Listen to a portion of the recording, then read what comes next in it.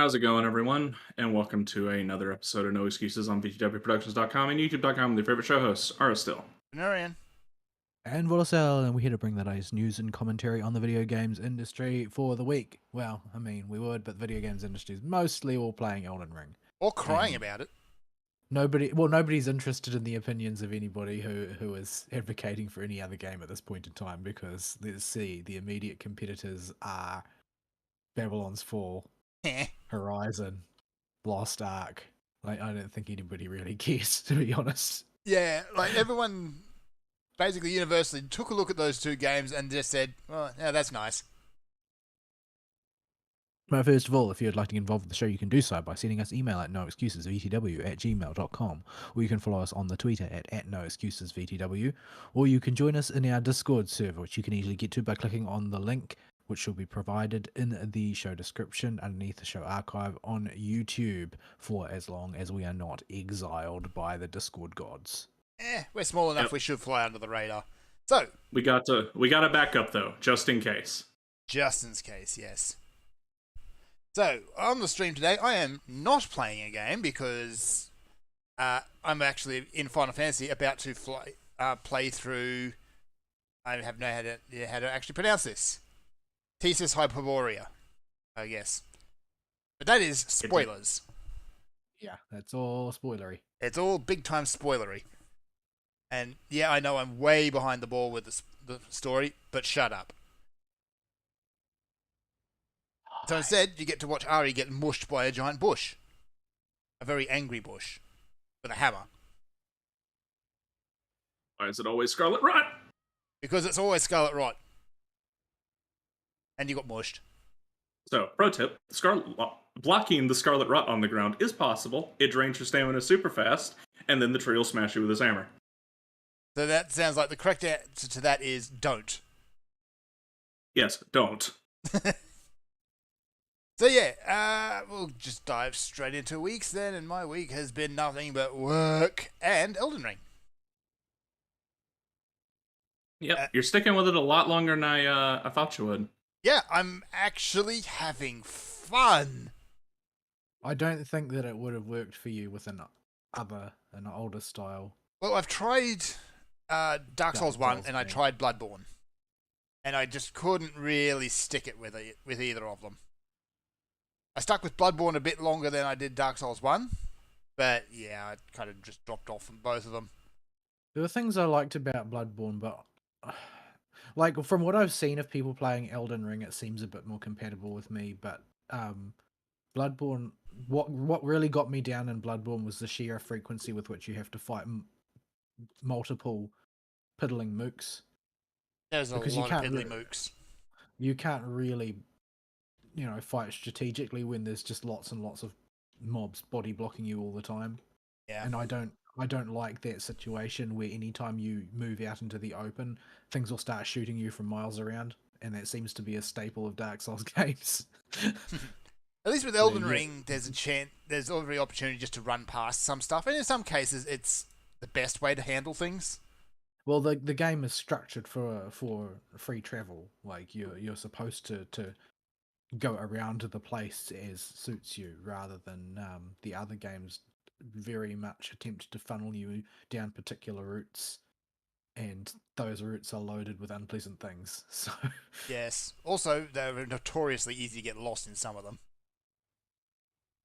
I know that the environment's all hooked up correctly, but I swear some of them just cheated with physics. Yeah, even in the first sort of town, and the first town region in Bloodborne, I felt was like almost a MC Escher painting. Yeah. As far as the way the routes all hooked up to each other. Like, I would end up back at the start having made a loop around the area, and I'm like, but I'm pretty sure I was climbing up ladders the whole time. Yeah, I've been going upwards. How did I end up here again? So, yeah. But I've just been having a lot of fun going out, exploring the world, seeing what's out there. I haven't really paid a whole lot of attention to the actual plot itself, but I'm here to kill monsters. To be honest. Yeah, it's much like a Monster Hunter plot. It's there, and it can be interesting sometimes, but not this attack. Please, not this attack. Yes, this Doesn't attack. say Attack. It's an easy attack to dodge, provided you have horse. Yeah, not that horse. Not that bad, I suppose, but yeah, you get hit by one and you're pretty much just screwed. Please get stunned. Please get stunned. So yeah, You didn't get stunned. I guess I had my click moment on the Dark Souls series sometime in the last week, I think. As But I'm you just don't know when because you were playing Elden Ring at the time. well, yes.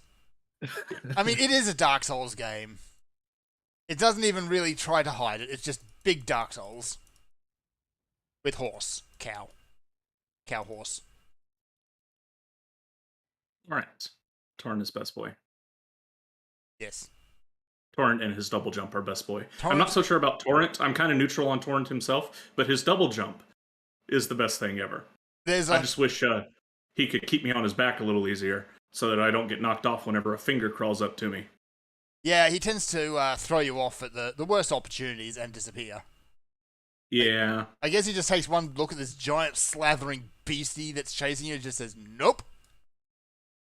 Yeah, he nopes out of there real quick. He just Well, I nopes. mean, to be fair, you're not paying him very much. I'm paying him berries. Or raisins. I'm paying him Crimson Flasks Well, also that. because I'm too lazy to put the horseberries on my bar.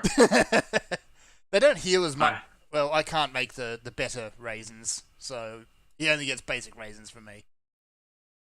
Oh, come on. Most riding steeds require more than raisins to live. It's better than cramming him full of health potions. I mean, that's what I do. He seems to like him. He does seem to like him. He goes through them awful quick. I wonder if that's like giving a dog chocolate. Probably. They love it, but I have a funny feeling that this is more like you're giving it narcotics. The only reason that it continues to serve you is because it needs its fix.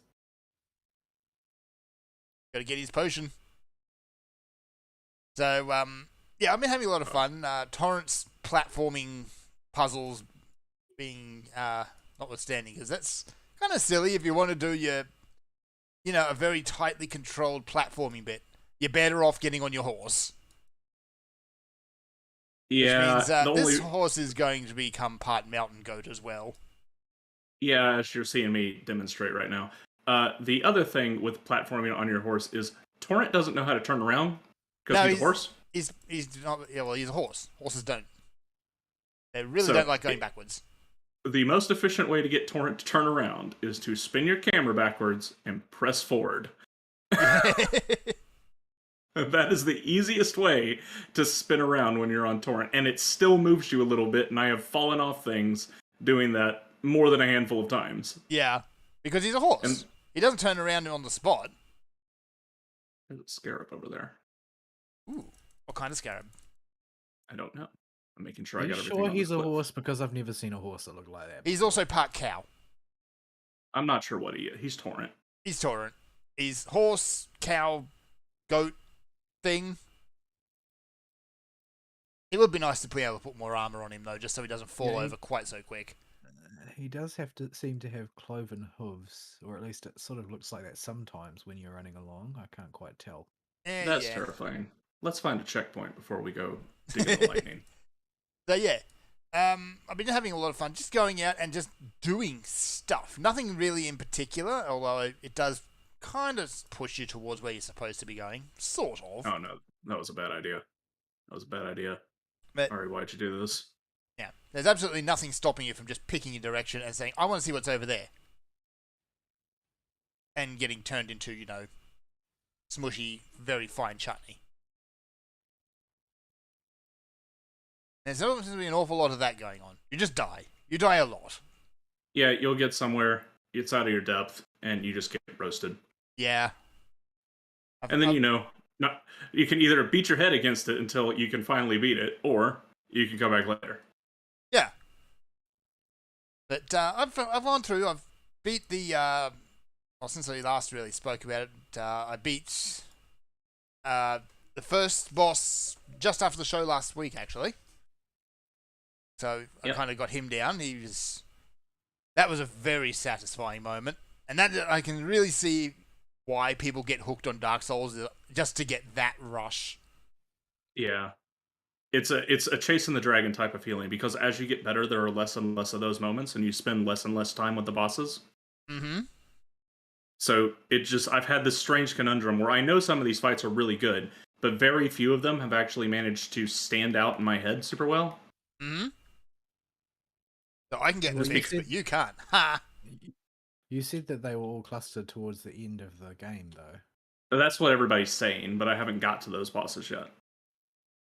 Yeah, because the game is big. It's very big.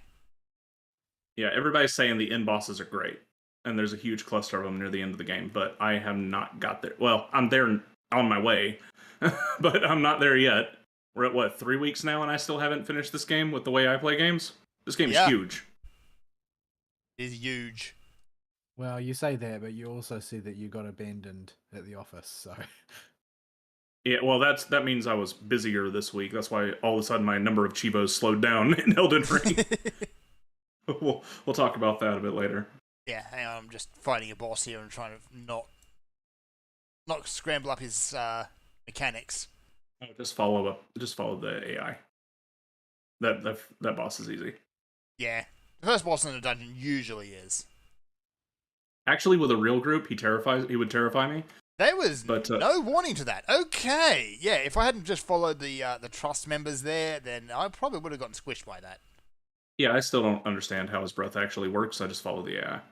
Yeah. I had it worked out, but it's been a while now, so I would probably screw it up. But it is very... It does not necessarily correlate perfectly with what is intuitive. It is more systematic than anything else. Like, you will get particular cones for particular heads no matter what the boss appears to be doing. So, yeah.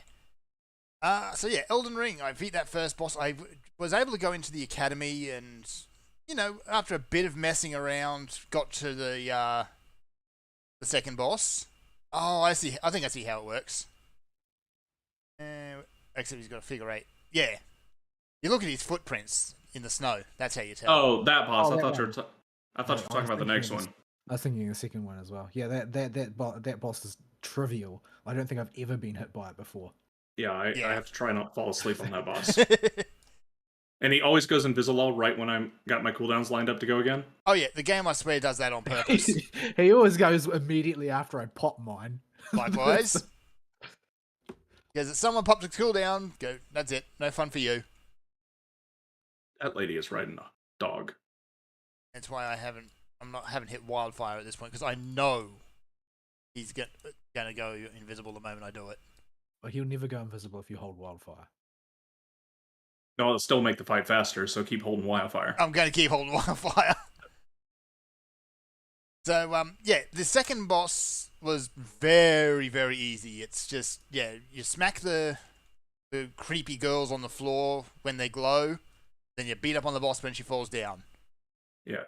Phase 2, she turns into Dark Fantasy Bayonetta, I guess. But basically, you avoid that first moon laser, and you're fine. She's easy after that. She's staggerable as a Lord boss. She's stun lockable. Yeah, like she has. Whoops, what am I doing? You have. She gets hit stun by literally anything. Yeah. So you just get in close and smack her about. If you're playing a mage, I expect that she'd be a lot harder because she's almost immune to magic damage. Probably, but honestly, it doesn't matter when you could just equip a dagger and stun lock her to death. Well, yeah, you just any old weapon and just start whacking on her, and she'll fall over. I had more trouble with the guard that stands outside the elevator to her room.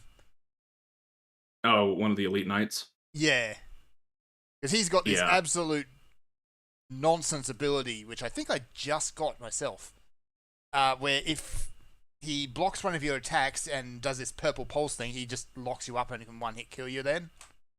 Oh, yeah. What you can do, however, is step 1 is you go into the back, the room behind him, you turn on the elevator, and run out of there. And then once the elevator goes up, you just run around the edge of the elevator, and he'll just drop straight in the pit. That's not very intelligent. No, it's not. But I was, at that point, I was just absolutely over his nonsense because, yeah, I'm just going to cheese this. Hey, I learned octopuses have a grab. Yes! I think they've got 2, actually. You can mash out of it. Oh, right. The ones in this zone can eat their arms to heal. Oh, yeah, they all do that. I only noticed they? that myself, yeah, but they do. They all do that. But it's always their right tentacle. What if they've already eaten it? Then they can't eat that one anymore. And they can't eat that They one. gotta- They don't eat the other one, though. It's only that one. So if you chop off that tentacle, they can't heal. Yeah, I guess I usually chop the tentacles off. But, Yeah. Because I got caught by surprise by that earlier. plenty of those from the... So yeah, area. I done a few things. I went for a bit of an explore. Got locked up in a rather meaty Iron Maiden on wheels. Oh, Ended up in boy. the volcano manor. Yeah. Those things are just cheap. They're mean. They're mean because if That they is- catch you, well, then you're Okay, dead. so you told me you killed Patches. I did So, kill Patches. Patches is notorious in every FromSoft game. There's a variant of Patches, and Patches is a trickster and a liar. And he tells you that there's a Iron Maiden down at the bottom somewhere in the academy. That if you get killed while being grabbed by it, you'll be teleported to a place with wondrous loot that's absolutely amazing. You should totally try it No, in a way that makes it sound just secret enough, because it's such a esoteric BS thing that it's plausible. yeah. And so if you go do it intentionally, you're stuck in the Volcano Manor until you can beat the twin ones inside that boss arena. Thankfully, if you get to the Grace just before them, you can teleport out of there. But yeah, if you go and get captured by this Iron Maiden, there is no treasure. Actually, there's a little bit of treasure, but by and large, there's lava, lots of lava. There's some good stuff in there. I went there on purpose, and there's like high level smithing stones for when you wouldn't be at that point in the game, and there's all kinds of other minor goodies there. Yeah. So I ended up going back and beating the other 2 that are down the bottom there. And that's one of those occasions I think you're really supposed to use your summons. Keep one busy while you beat up on the other. Yeah, it's probably helpful. Yeah, that's the easy way But- to do it. Yeah, if you want to do it the hard way, you two-hand your sword and you kill the one that has the wheels, and you just dodge when keep the one with the scythes in your line of sight. The wheel one looks stupid, but it is deceptively nasty. Yeah, because it's gonna hug your nuts the whole time. Yeah. And if you get too far away from it, it just bulldozes you. Yeah, it is super mobile. It's hell on wheels. There's a giant crab Yeah. over there, surrounded by many baby crabs. Incidentally, why is the academy full of crabs? Well, I mean, have you ever been to an academy? Have you seen the girls there? I was Why? waiting for that one. I saw that one coming. Yeah, I walked straight into it. I shouldn't have asked. This game, however, does seem to like crabs. They're everywhere. I mean, they got a basic enemy design. They're gonna use the heck out of it. Yep, but why crabs? I suppose it's better than zombies. You need to hit their weak point for massive damage. I need Yeah. to expose this one's weak point first. You got to smack him in the mouth. Yeah, these big crabs. You try and run and past them, but they're quick and they will chase you for days. Yeah, they have basically unlimited aggro range. Yeah, they're just large, hostile crustaceans. But I haven't hit the third Lord boss yet because I've gone off in another direction. I did find a windmill full of dancing peasants, so that was fun. Oh, so you're in Atlas Plateau now. Well, I don't think I was supposed to be there, but I went up there. I killed one of the death bosses that's up there, one of the boatmen. Oh, the easy guys that ride around the boats. Yeah, him. Horse cheese solves all problems. What the fudge is this? Like, Oh, cheese you makes never the noticed the horse shiny milk. crabs? Oh, they drop crab eggs. Okay. Some of them do. Some of them I've got smithing stones, and I think I got an ash off one of them. I see. Oh, you get ashes off the crystal crabs. Yeah, the crystal crabs. So right now I'm exploring the underground with the very, very slow-moving clay people. who are annoying. Yeah. So, do you have a striking weapon? I've got to level it up, but yeah. Like, get something that doesn't do pierce or slash damage. Like, I have the dragon fist thing that you get from Oh yeah, I got that. the first boss, I'm gonna level and that up. I got the stats to use it, and it's what I use to deal with any of those mofos that you just can't do anything to. Those guys, I mean, you could go through all that effort to it, or you could turn and walk slowly in the opposite direction. You don't even need to run. You can just walk away from them. Come here, you stupid octopus! I need you to break a statue. Yeah, they're slow, but they hit like a truck. Those guys, and they don't. They've got poise for days.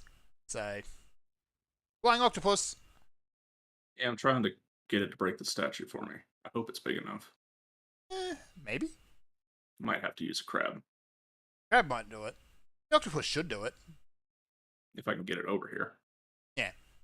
So that's where I'm at. Fighting a dragon knight who is very, very large and seems to have a sixth sense as to determine where my horse is going to be.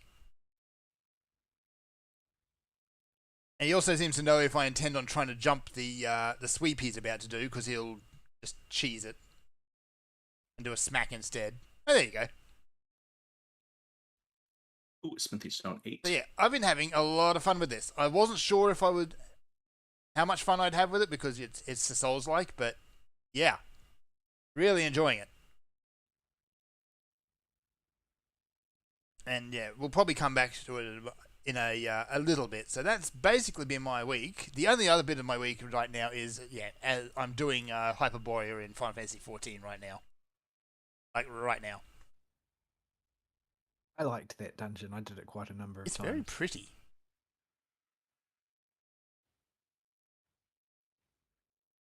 Except, once again, my luck holds true for looting, and it is always for a class that I can't use. I did it enough times that I was able to get a complete set of loot for my red mage. Nice. How's the loot actually look in here, anyway? Very ASEAN, which is to say, kind of like a uniform, because they apparently don't like personal expression very much. Individuality is a weakness, yes. The rapier is kind of strange because it looks like a normal rapier, but it's just got this tiny little spiral twist at the end for some reason. Okay. Do they use it as a bottle opener or something? Maybe. Uh-huh. The proto bottle opener. They Yes. are very tall. They are. Some more than others.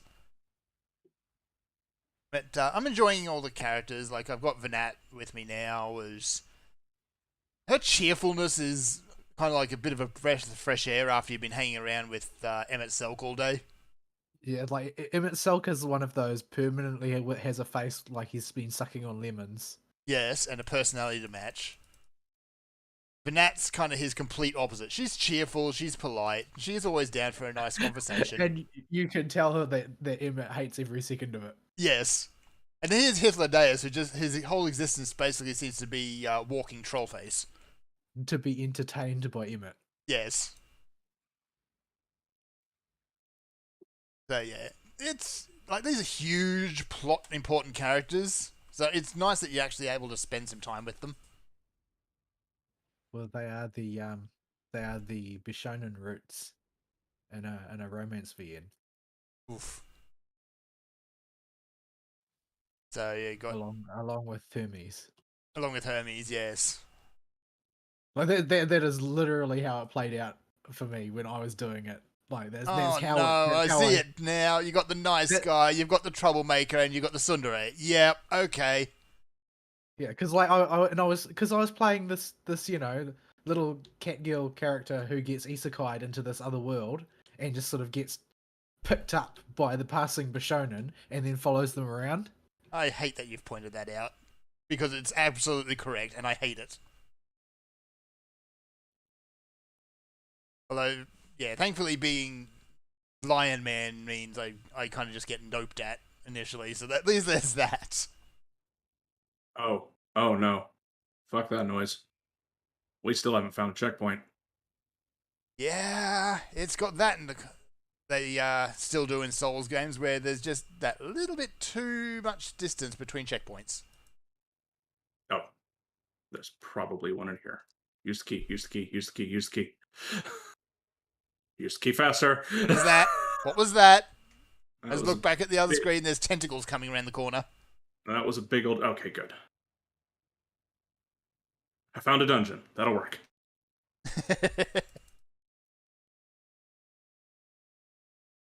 So yeah, that's basically my week. I'm not up to the second boss yet. I'm just fighting very bright lions for some reason.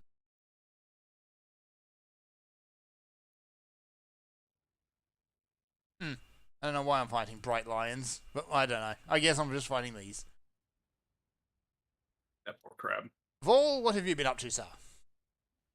Oh, I would just say, Fern, since you're doing that, like, I don't know if you should finish that dungeon during the show. Okay.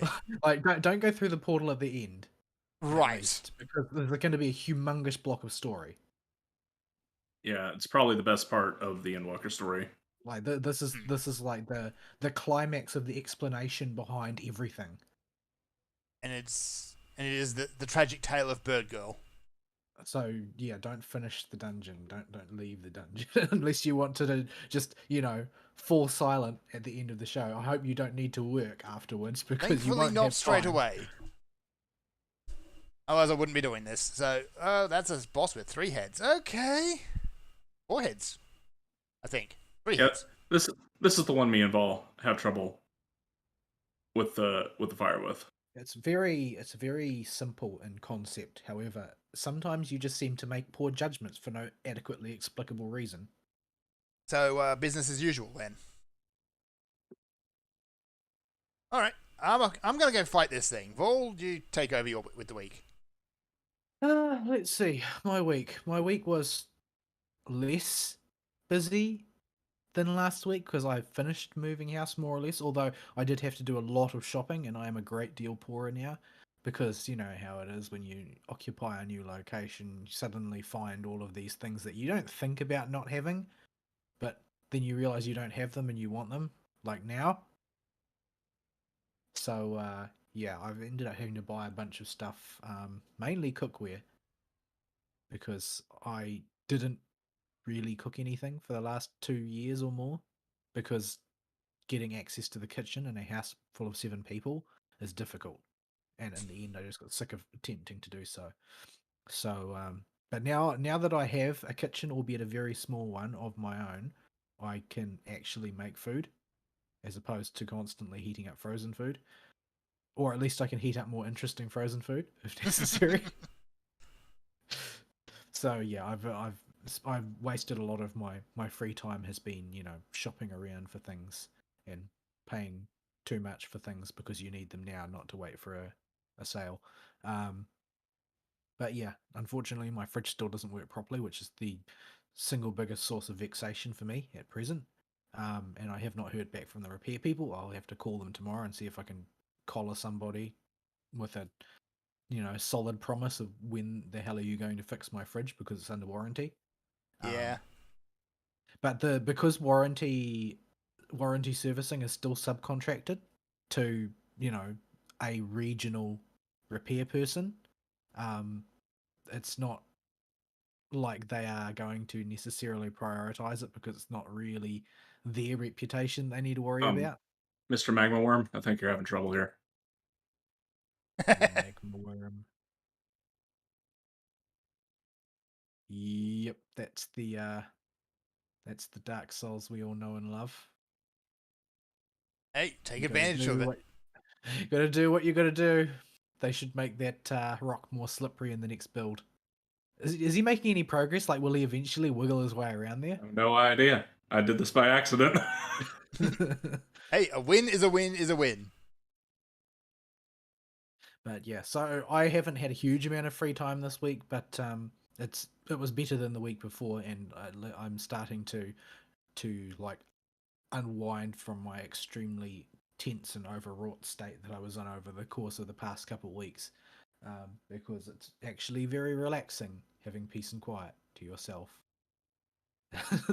which is the sensation that had become terribly unfamiliar, and now I almost don't know what to do because I'm not constantly highly strung anymore.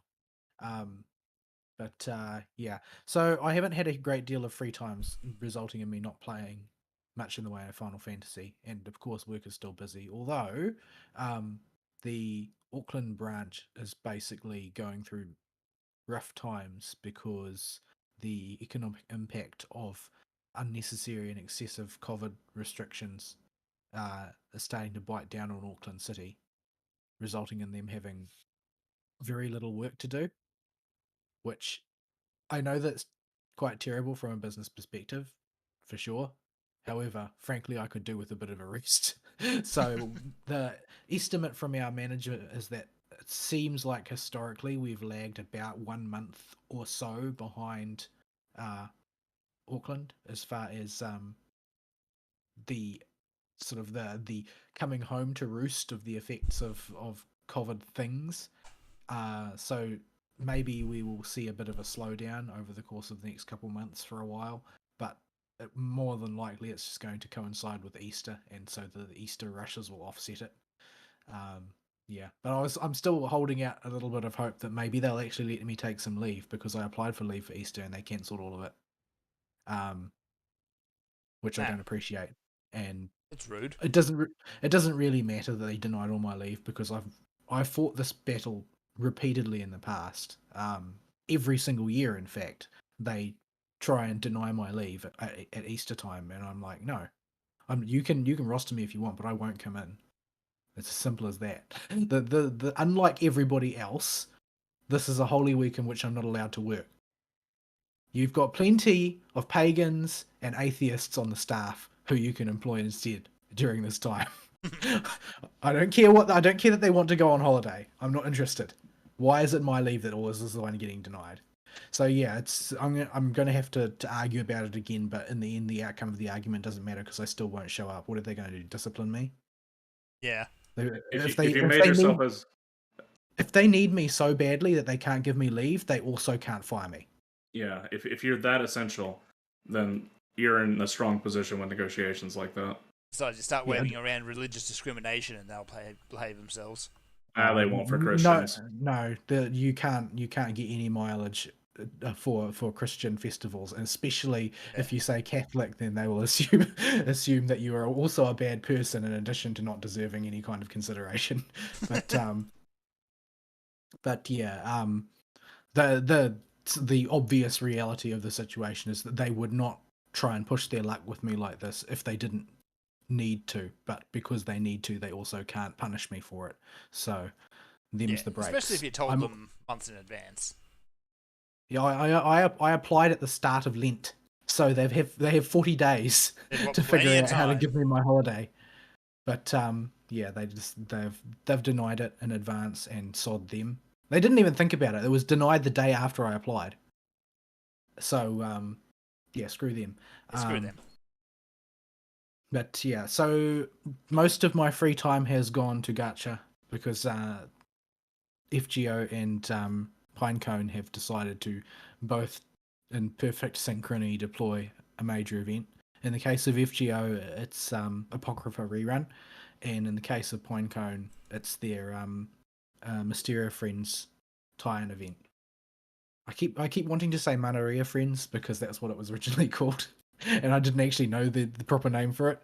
But yeah, at any rate, because Pinecone is relatively easy on the required time, it's not a burden the way it was for when I was playing Azure Lane primarily at the same time as FGO. That became a huge burden on my time because while you can auto in Azure Lane, you need to build a fleet for autoing. Like the strategy required to auto is entirely different from the strategy required to manual, and so I didn't always have the stuff prepared to field auto fleets. And of course, there was also no skip mode, so which is something that Pinecone has on it. So when there were events, it tended to be very time intensive to try and play FGO and Azure Lane at the same time. But since Pinecone is lighter on time and FGO's Apocrypha event, it just by chance, it happens to be the event historically which my roster is best calibrated for. I can one-shot every single boss repeatedly without any difficulty whatsoever. Like, all I have to do is start the fight, deploy my buffs, fire off Little Sith Lord's NP, fight over. And I can just do this over and over again and farm as much as I want. Little Sith Lord seems to be the answer to just about everything. Yeah, any single target fight, she can pretty much whomp. It becomes a bit more difficult when they've got break bars, but I've managed to kill triple break bar bosses using her as well with a little bit of luck. Just a 3-turn, the boss. But you do need a bit of luck for that. But because this is raid bosses, there's basically each boss is about a little under 700,000 hit points or a little over 600,000, and against a typical target, Little Sith Lord does about 1.1 to 1.3 million damage when properly buffed, and against a saber target does 1.9 to 2.1 million damage. And I don't think I've seen anything with more than 600,000 hit points. So, yeah, it's an event that isn't too burdensome for me. So it's been, despite the fact that both gachas are running events simultaneously, it hasn't been too much of a burden on my time. Since there's no new strategy to think about really for the Apocrypha event, and at least until the challenge quest opens up, and then I'll have to try and remember how I did it last time and repeat the feat. The most of my time, as far as thinking about them is concerned, has been me trying to understand how it is that Pinecone actually works, and the internet continues to be a useless resource. Like, I don't understand what it is about Pinecone that makes the internet so absolutely retarded about it. But generally speaking, it's got all of the same problems that the internet does on FGO. The biggest one, of course, being the tacit assumption in every guide that you have every limited unit the game has ever released. So, yeah, I don't know who these people are that have every unit the game has ever released. Wales And Aristeel, that's basically it. I don't have all the limiteds in Pinecone. But you know what I'm getting at. So it's because you have your luck is so far above the curve that it doesn't even appear on the map. I'm just saying, I'm only missing one or two. Anything that you roll for, you get with almost no effort, and that's the issue. Whereas I had to spark for Muimi, so I don't even have that much luck. Yeah, so I've been trying to figure out some of how the mechanics work, because it's really not clear. The help file that's built into the game for Pinecone is actually surprisingly good. The problem is that it is incredibly difficult to navigate. So when you want information on a topic, it's there. The problem is finding it, and you might never find it because there are so many different categories with names that are often not very descriptive. But yeah, I'm trying to work out what I can do, but I'm like, for instance, one of the most common assumptions is A, everyone has Saren, and B, everyone has New Year's Yui. These just seem to be assumptions that everybody on the internet makes. Neither of these things are true for me. Like, nobody seems to have ever written a true beginner's guide where the assumption is that you only have 2-star and below units. Although, for some reason, as far as tanks are concerned, everybody assumes in these guides that the only tank you have access to is Pecorine. Well, that's because this is a low effort assumption on their part, since she basically becomes immortal late game, as I understand it. Yeah, she becomes OP, so they don't even use June anymore. They use Peko instead if they got the resources to build her up. Yeah, I remember since long before I was playing the game, you were always big ups to June. But then Pecorine had her unique equipment. Since I started playing the game, like, June is regarded as like low C tier. Like, it's just not important to any strategy anymore. Like, Nozomi has retained her permanent second best position at all times, and Pudding Ghost has maintained her conditional best, and when that condition doesn't apply, pretty bad position at all times. But Jin has that star has fallen very, very far. Like all of the other tanks seem to have their niches in which they work, but Jin just seems to be, you know, an inferior slab of hit points to Pekka. Yeah, Pekka's unique equipment absolutely busted her and skyrocketed her above June. And for just an immortal tank, Pekka just does the job better now. I mean, Pekka's more selfish, it seems, than Jun, but Jun's non-selfish support is not really of sufficient magnitude to justify her use, or at least that's why it seems to me. I haven't really got a lot of use out of Jun, to be honest, because in every Yeah. situation that I've had to pick a tank, Nozomi has just been the better pick. Yeah, I've also mostly been focused on June because she's the only perm 3-star I haven't had come to me. And back when she was the tank, I was frustrated because all the guys assumed you had June. and Yeah. and there was no way for me to get June. So I was like, gosh darn it. I have enough shards to just make her. I could just insta create her with no cost of gems now, but So what would that accomplish now? oh, it gives you the character, but they're the base star rating. But what's the point? Do you Yeah, would I don't. then have a 3-star inferior tank? But now it's just a point of she's avoided me for so long. I'm kind of just frustrated with her. This is misogynistic male entitlement. But yeah, so I've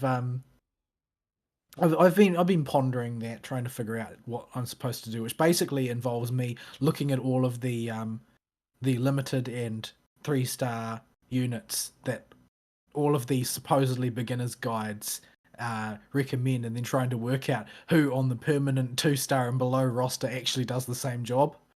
But because, like, surely not everybody on the planet has New Year's Yui. I mean, come on. She was a big role that you just missed, but she'll be back. Well, I mean, from what these guides say, Muimi was the more important one not to miss anyway, because from what I've seen online, she's classified by most people as the first big power creep. Yeah, she just does so much damage. Yeah, like I've noticed that myself. Like her, when she's got her Spire's Bane blade up, her normal attacks do Union Burst damage each, and she just pumps them out constantly. Yeah, and you stick a TP battery with her so that their bar never goes down to empty. Oh man, she just wrecks shop. Yeah, so I mean, at least I have Murder Hobo. That's something, which has and that capacity for Murder Hoboing, and Murder Hoboing has been able to get me at least to the point where I can kill the hard boss in the current event. I don't know what the condition was for skip tickets for this one, because I got it despite the fact that it kills all of my characters except for Nozomi. So, but evidently, I guess I did it enough times that they took pity on me and now let me use skip tickets. You just have to do it 3 times. I don't think your characters have to survive. Right, because they did in the last event, didn't they? I do not remember because I never had my characters died to normal and hard. So, or anyway, so yeah, there's a certain amount of tactical depth there, quite a bit, in fact. But the line between useful guide content and absolute autism seems to be extremely fine, to the point you can see through it. And once you get into the autism tier, people have very strong opinions on things. I found exactly one guide amongst all the content I looked at. I saw one guide which had a section in it explaining why anybody who is talking about bricking is an obsessive autist who is talking out the hole in their head. Because apparently there's this theory in that community where if you don't use the mathematically optimal build for a given unit, it is literally useless. But this doesn't seem to actually apply to most circumstances where the rubber meets the road. And even if you do make your character quote unquote useless, it's only becomes useless for one specific context that requires you to also have engaged in autism at every other corner. So yeah, it's been rough looking for simple explanations of things. Just why I keep running to Ari and asking him to explain things, because it always gets explained in too little or too much detail when I'm online. Yeah, when you get it from me, I'll try and help you, but you're getting what I've intuited through playing the game, not anything I've read anywhere, because those are all useless. Yeah, well, they might be right, but it's not useful information. That's the problem. Like they all assume things like you've got every character on the roster, you are at max level, you have access to all of the equipment ever, and you can custom build things. Like there are lots and lots of guides that say that there's not any point in you putting Ilya on your team until she's above 3-star. But that's self-evidently not the case. Like the only reason that I've got such a dual income as I do, not that it's especially great, but the reason I have it as much as I do is because I was able to push high in the rankings quite early on after starting, and that enabled me to spark Muimi. If I had not used 3-star Ilya, because she was one of my first pulls on the free pulls, if I had not just used the 3-star, which is apparently useless and you should never do, then I wouldn't have been able to spark Muimi because I wouldn't have been able to farm enough jewels off of going up ranks in the arena. So a lot of their advice might be mathematically useful for an in-game player, but it's not actually practical for a new player. Yeah, it's when it comes to things like Ilya, you got these people almost write these guys like you're going up against people that are ultra autists like they are. Like, no, you're going up against dudes. And Yeah, I'm Ilya not- at 3-star is good enough to beat up dudes. Yeah, I needed to move from like position 15,000 to position 1,000. I didn't need to move from position 25 to position 20. This is not the same thing here at all. I just want enough things to work so that I can play the game and see the story. That's what I'm mainly interested in. Because they do story pretty well. Cygames has generally done so. The presentation across their titles tends to be very good. That's why I'm still looking forward to the Grand Blue action game, the one that Platinum got ejected from for being useless. Oh yes. But it's been in development hell for a while. It looks gorgeous, and there's lots of stuff online that you can find about it. Like they've done. I think they recently released some documentary material on how they are doing their mocap for it. But yeah, the game still hasn't come out yet, but it does look gorgeous from the previews that they've shown. And the Grand Blue art style has always been great. It's sort of like a slightly more fantastical again version of Final Fantasy. Like it's Final Fantasy with more spikes, I guess, and That prettier sounds up. female characters. But yeah, yeah. So I haven't done much of classical gaming, which is sort of in its own way, it's been kind of lonely because everybody is playing Elden Ring, like everybody except me. I'm the one exception to this rule, and that I'm not playing Elden Ring, and I don't know how compatible it is with me. In my current circumstances, I don't really see how I could play it because I would want to sit down and binge, and I know how that would end. It would end in me going to bed late, waking up late, and being late for work repeatedly. And I don't think I need that in my life. It will make things very difficult for me. I mean, I'm not. I'm of the level of importance where nobody will bat an eyelid at what time I decide to stagger into work. Generally speaking, Nice. but I still need to get the work done somehow. That's the thing. Provided the work gets done, nobody really cares what I do or when, but it does need to get done.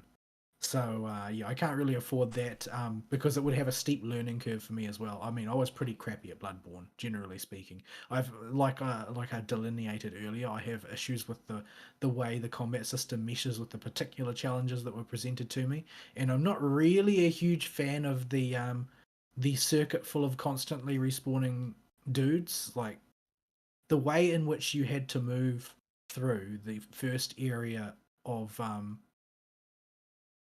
Bloodborne made me feel like an exterminator, not like a fighter. Because it'd It be like, oh, was they're back very again. tedious. I need to clean the trash up again. Mhm. Or I can run past them and maybe die, or run past them and maybe take one hit, which will be enough for me to get one shot by the next thing I actually have to fight properly. There's lots of little burrs in the way that particular layout of the game was deployed to me, and I didn't particularly mesh with it very well. There was a lot about it that I liked, but it was mostly aesthetic stuff. It was not really gameplay stuff. Thankfully, they've fixed a lot of that problem by when you get to a challenging area or a boss fight, there is usually a stake nearby. The lady with her arms open, sometimes her arms are falling off, and you don't need to click on her or anything. Just as long as you're in range of her, you'll respawn there, right next to the challenging part, instead of having to take out the trash again. Yeah, that was the thing. That was what wore me down. Like, if trash stayed dead until like I purposely respawned it or relogged or whatever, then I probably would have played that game through to the finish. But the game wore me down so much in the early stages. By every time I made a mistake, I would have to play all the content that I just played all over again, and it wore me out. It was not. It was not. It was fun the first few times because I was sort of getting to grips with what I was doing and everything was new. But because I'm not very good at this type of game, the deaths wore me down because of the amount of cleaning up I had to do every time I died. And so in the end, I burned myself out even harder because in the attempt to avoid that sort of thing, I ended up trying to grind myself to a point of power where I could trivialize it. But then by then I got sick of it. So yeah, it was not working out very well for me. But the open world structure of Elden Ring sort of militates against that type of thing, because if you don't want to go to a place, you don't need to go to a place, and it has to be structured such that you don't actually have to run across the face of the entire world in order to get back to where you were. So yeah, it might be more compatible with me, but I think as far as like time and mentality goes, it's not that compatible with me, because I would want to take like a week off from work, like take a holiday, just sit in front of my computer and binge the game, because I also tend to undergo very rapid skill decay anytime I'm not playing something. Like most people seem to be able to hang on to what they learned longer than I do, but I can maintain skills when being used intensively quite effectively, and I can build them up quite effectively as well, but they will decay instantly. As soon as I stop playing something, I'll lose all ability that I had with it.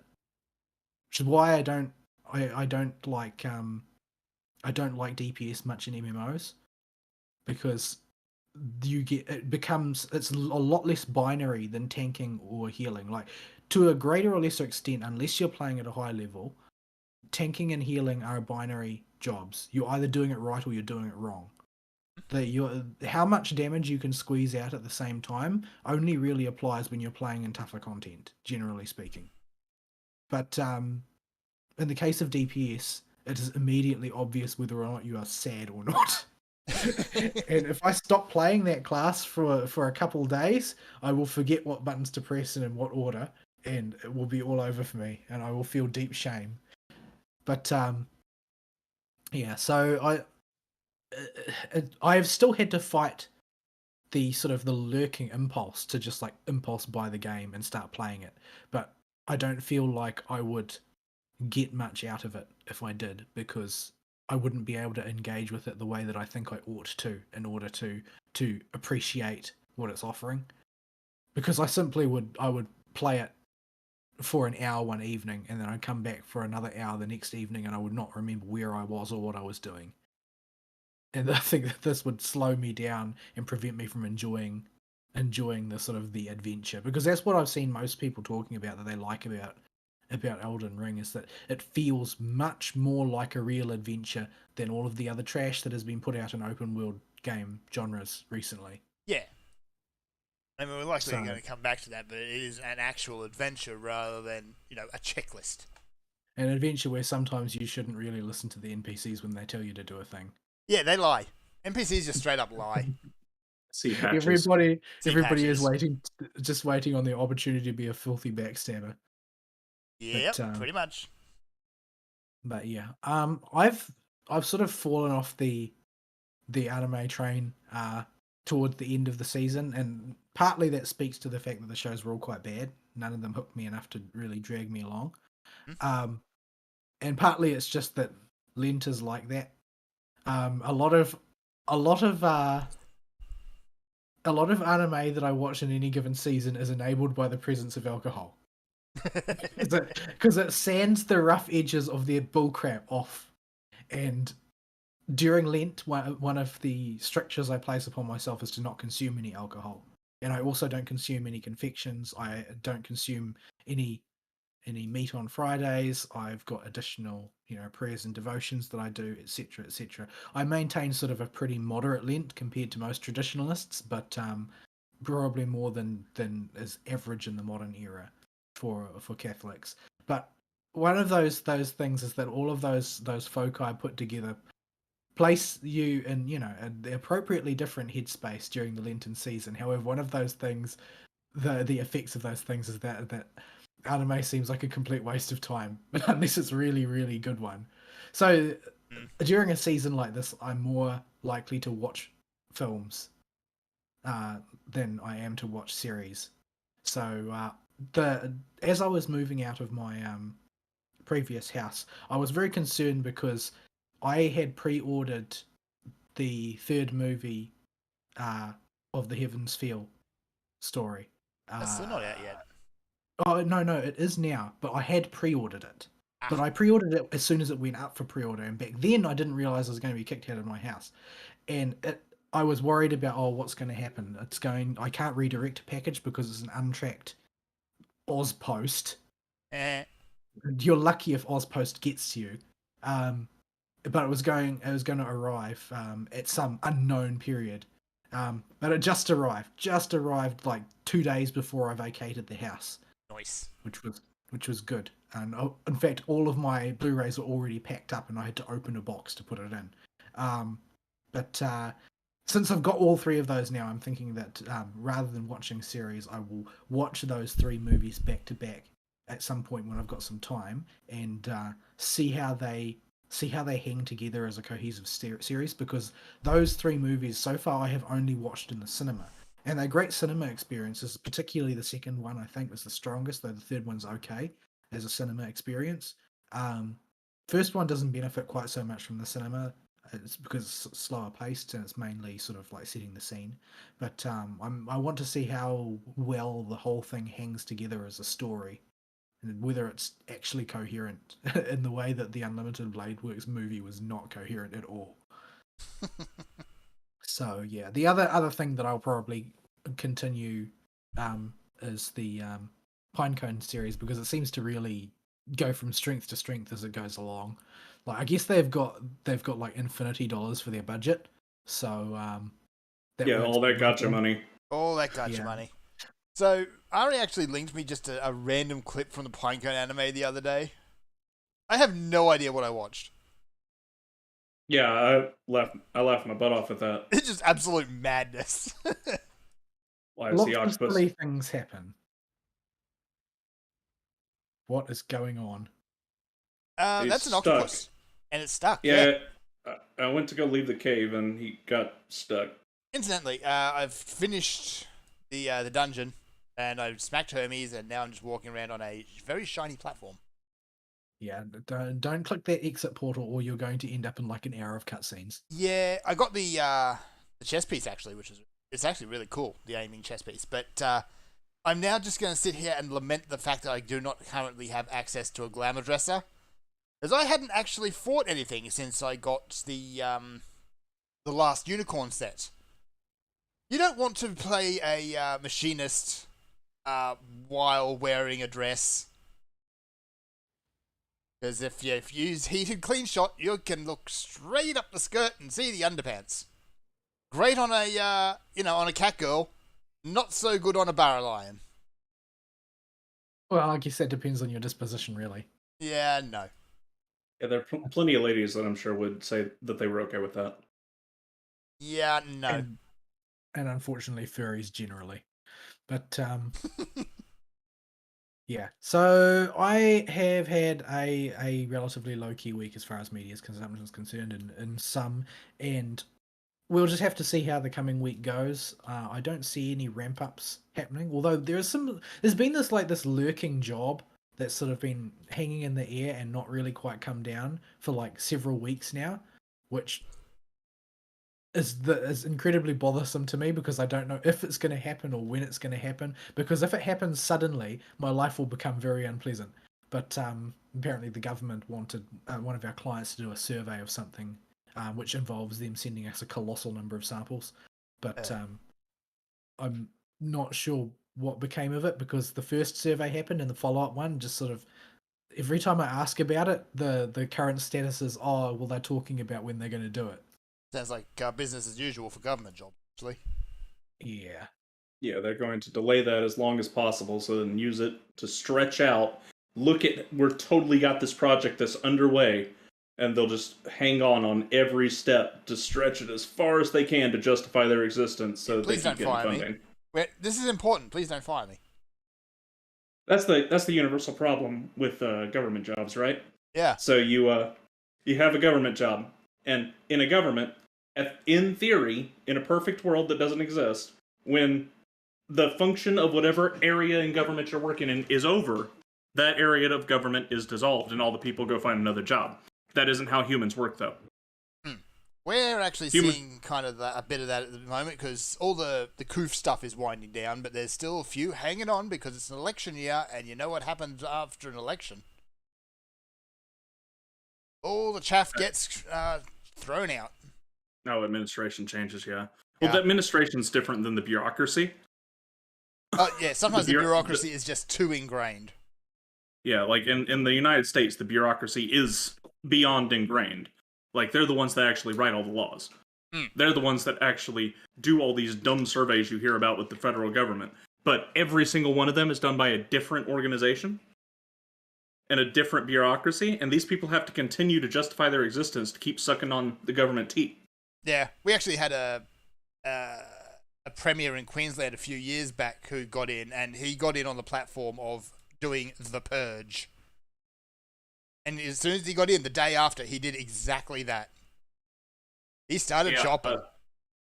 That is what we want here. We call it draining the swamp. Trump ran on it, and he couldn't pull it off because the bureaucracy is so ingrained. Well, that and when he tried to hire people to help him do it, half of them ended up being members of the swamp anyway, so they would protect their buddies. Yeah, a whole lot of ex-swampites he hired that rejoined the swamp as soon as he replaced those he did fire. But I suppose the issue with the current project, which is causing a problem, is that New Zealand MPI decided that we have a problem with salmonellosis, and so they set up Based on what? Like probably hospital statistics. Okay. They set up a special task force to basically collate and manage data on salmonella positives received by various businesses in the food industry and so on and so forth. So now we've got this extra job to do, basically, where we've got to send special notification to this particular department within the Ministry for Primary Industries every time there's any kind of presumptive salmonella result. But then they decided, as part of a separate project, that there's a problem with salmonella in the poultry industry, and rather than notifying this notifying the existing team of this and appending it to the things that they need to monitor specifically as a subcategory of what they were already looking at, instead they set up a completely separate team to monitor specifically salmonella in poultry, and now we've got to notify them of poultry positives of salmonella as well. The thing is that despite our attempts to convince them otherwise, they have decided that it is entirely impossible for these two teams to communicate with each other. Sounds about right. If there is a poultry food product that is presumptive for salmonella, we have to notify the salmonella team and notify the poultry team separately. That's just despite pointless. the fact that they in fact probably are in the same office. They're probably in the same room, honestly. Yes, they are probably in the same like cubicle cluster. Yeah, because they're doing essentially the same thing. In fact, it may even be the same person. Yes. But they are not going to allow liaising between the two projects. They have to receive the emails to separate email addresses. So yeah, there's the sort of crap that is going on at MPI, and they are the ones who are also behind this project, which is keeping me in suspense. Yeah. But anyway, that's enough of that random crap. I'm generally looking forward. I think that I've seen a gradual uptick in my free time compared to previous. Basically because we've employed a bunch of new people, and it seems like there was some sort of management catastrophe at one of our competitors, and so a lot of their actually good staff are now flapping free, and we've snagged a few of them. So a lot of the people we've employed this time are actually good at their jobs, and like the one that is now my de facto assistant is incredibly good at her job. Meaning that I don't feel like I'm dying every day trying to do multiple people's jobs by myself anymore. So generally speaking, things are looking up, and I hope that this will translate into me getting home on time sometimes. Sometimes. Is your new assistant a boy or a girl? As a woman. Okay. I need new staff. I just need more staff so I can actually have time. Yeah. I'm not looking forward to having to acclimate to how high my bills are. Like across the board, roughly speaking, my bills have doubled through a combination of the extra expenses that are accumulating because of living by myself now, and also due to the massive increases in costs of everything thanks to government COVID interventions and what that's done to our economy. Yeah. But generally speaking, I think I'm still generally a bit happier because I don't have to deal with other people now, and also Absolutely worth it. the internet connection is now all mine. All mine. All that bandwidth is all Feel mine. the I don't have to power. share it. Don't have to share it with anyone. It's like 10 times faster than it was before.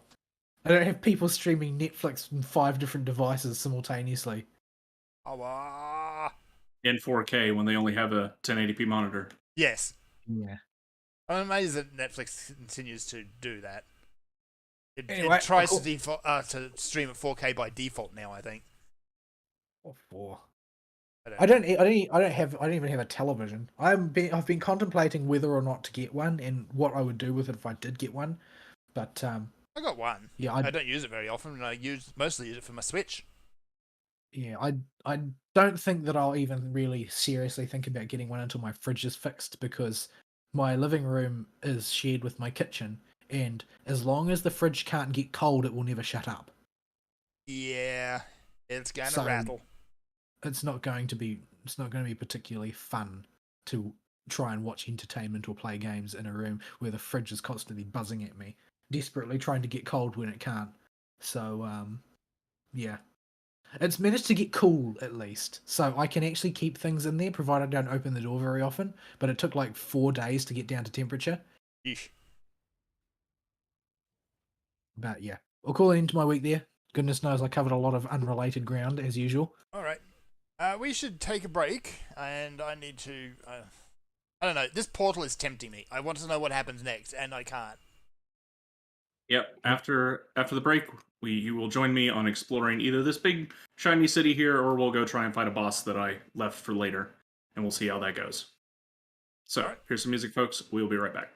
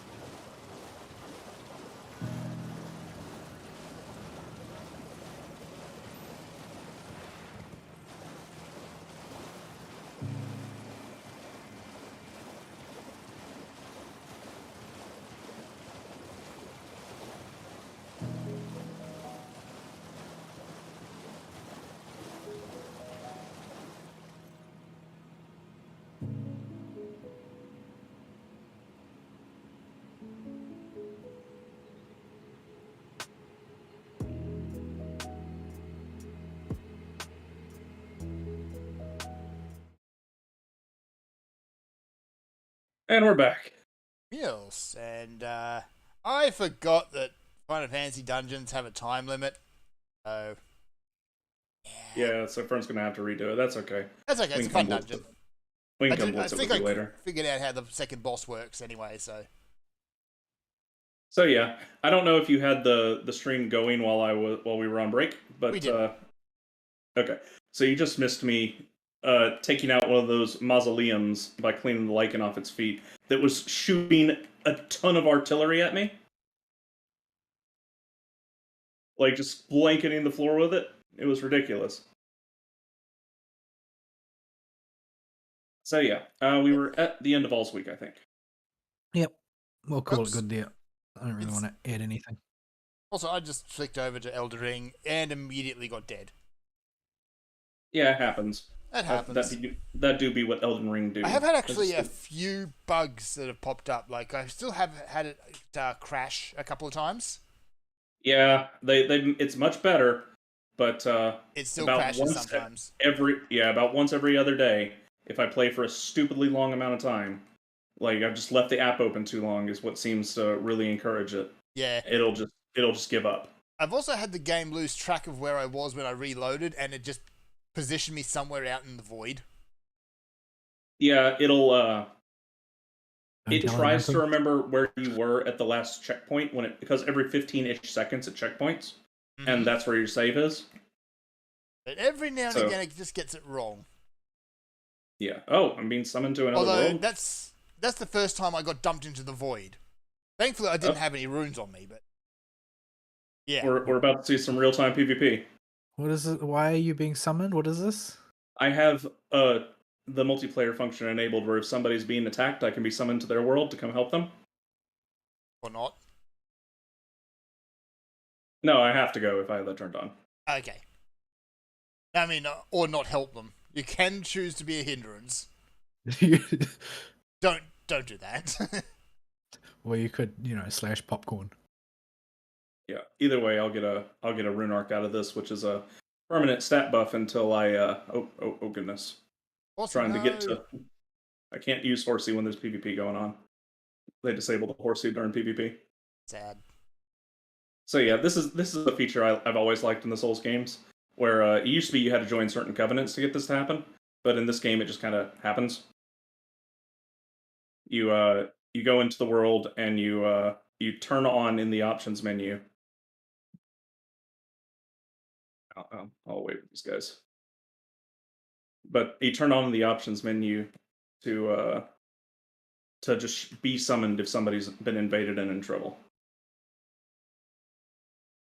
It is a kind of a neat thing, actually. You can just instead of automatically call for help. Yeah, so like this guy's been invaded by this jerk over here. So he has a co-op buddy. So he has me, his co-op buddy, and the dude that invaded him, and we're gonna go try and body him. He just quit out when he saw three of us. Yeah. Because he's a loser. To be fair, he probably would have just gotten smacked around a lot, but still. Yeah, and this is he's the one that picked the fight to begin with. Yeah. you have to face the consequences. Yeah, so to be invaded, you have to have enabled the statue nearby that and to help people, you have to enable that area's statuette, usually right by the grace point or real close to it. I hear that stupid mausoleum moving again. Oh no, it was sitting back down again. We're okay. They auto sit down after you've done them once. Actually, I don't think there's I haven't seen a statue around where I am. Yeah, not everywhere has one. Only most areas do, but some don't. And you activate these little. Yeah, you activate the little statuettes, and you can summon players to your world, and players can come into your world via invasion. Now they're limited in that you can only invade people that are within a certain level range of you. I don't know if we've quite determined what that level range is yet, but there is some kind of safety net to make sure you're fighting people that are roughly level appropriate. And then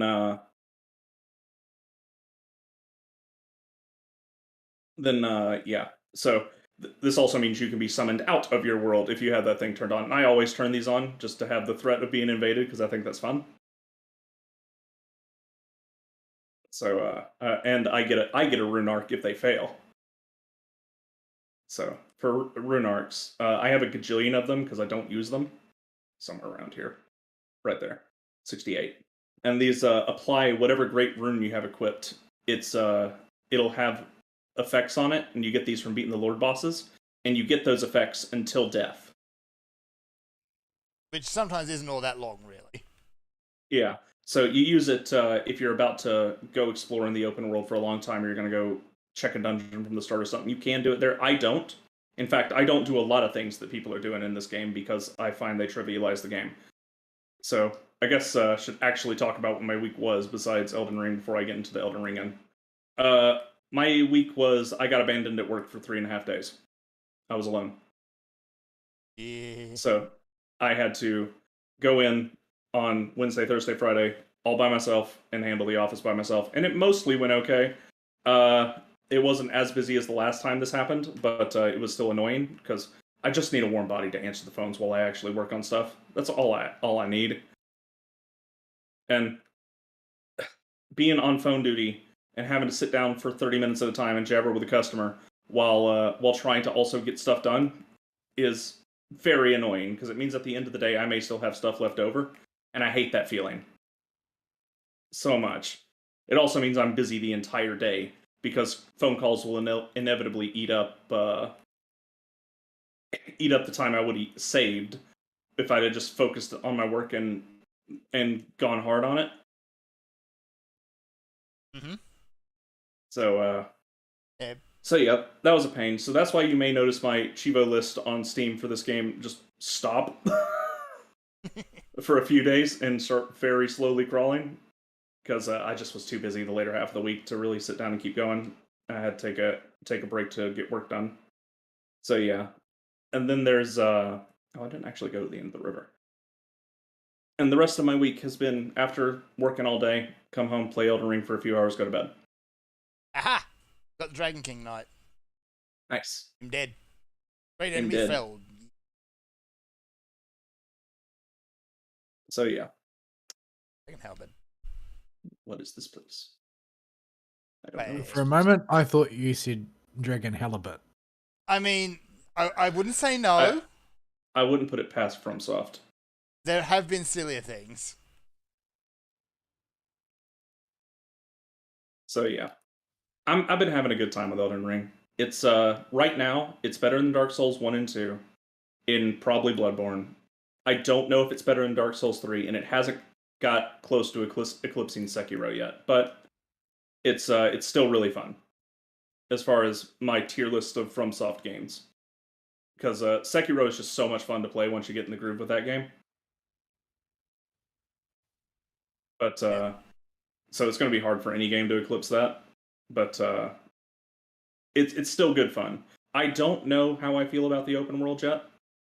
My brain's still trying to formulate a proper opinion on it, and I can't bring myself to have one, and it's very frustrating because I both do and don't like it. Mm-hmm. Like with all open worlds, what's a good way to put this? I'm having trouble finding the right words for it. There's a lot of time doing what I'm doing right now, just wandering around looking for where you should go. But because I'm me, what actually this turns into is checking the perimeter and cutting the lawn. Yeah. I saw you yesterday prodding all the walls in that dungeon with your sword. Sometimes you just gotta poke a wall. Because there's a lot of people who put the signs around saying that there's a secret passage somewhere, even though there's not. But there's enough of those secret passages, just enough, that those signs become credible. Yeah, and it isn't just that. Sometimes the messages don't load for that specific spot, and because they're loaded elsewhere, somewhere up the dungeon, or they're loaded, behind you, then you've already seen them all, and you just I've already beat that guy. You just don't know what's up with that. Let's go back to Roundtable for a second. Yeah, so you've just got to check. So you just got to check. And so you got to whack any wall that could potentially be an invisible wall. When you're checking the zone around the areas, there's stuff everywhere. They filled this giant world with random junk. And if you want to get all that random junk, you got to go run around and look for it. And so I wind up just doing a spiraling inner circle around every new area I get to before I do anything else. You'd get probably really angry at how I do it. You I was like, ooh, a probably shiny, ooh, a shiny, ooh, a shiny. yeah yeah you probably just bounce from interesting point to interesting point like a sane person. I don't. Yeah. I gotta figure out where I'm supposed to be going at because now I'm lost. That Dragon Knight wasn't guarding where I thought I was supposed to go. Oh yeah, he leads to nowhere. He leads to Go no underneath the big go underneath the big skeleton man. big skeleton man. If he's where I think you are. Eh. Oh, I just killed a big skeleton man.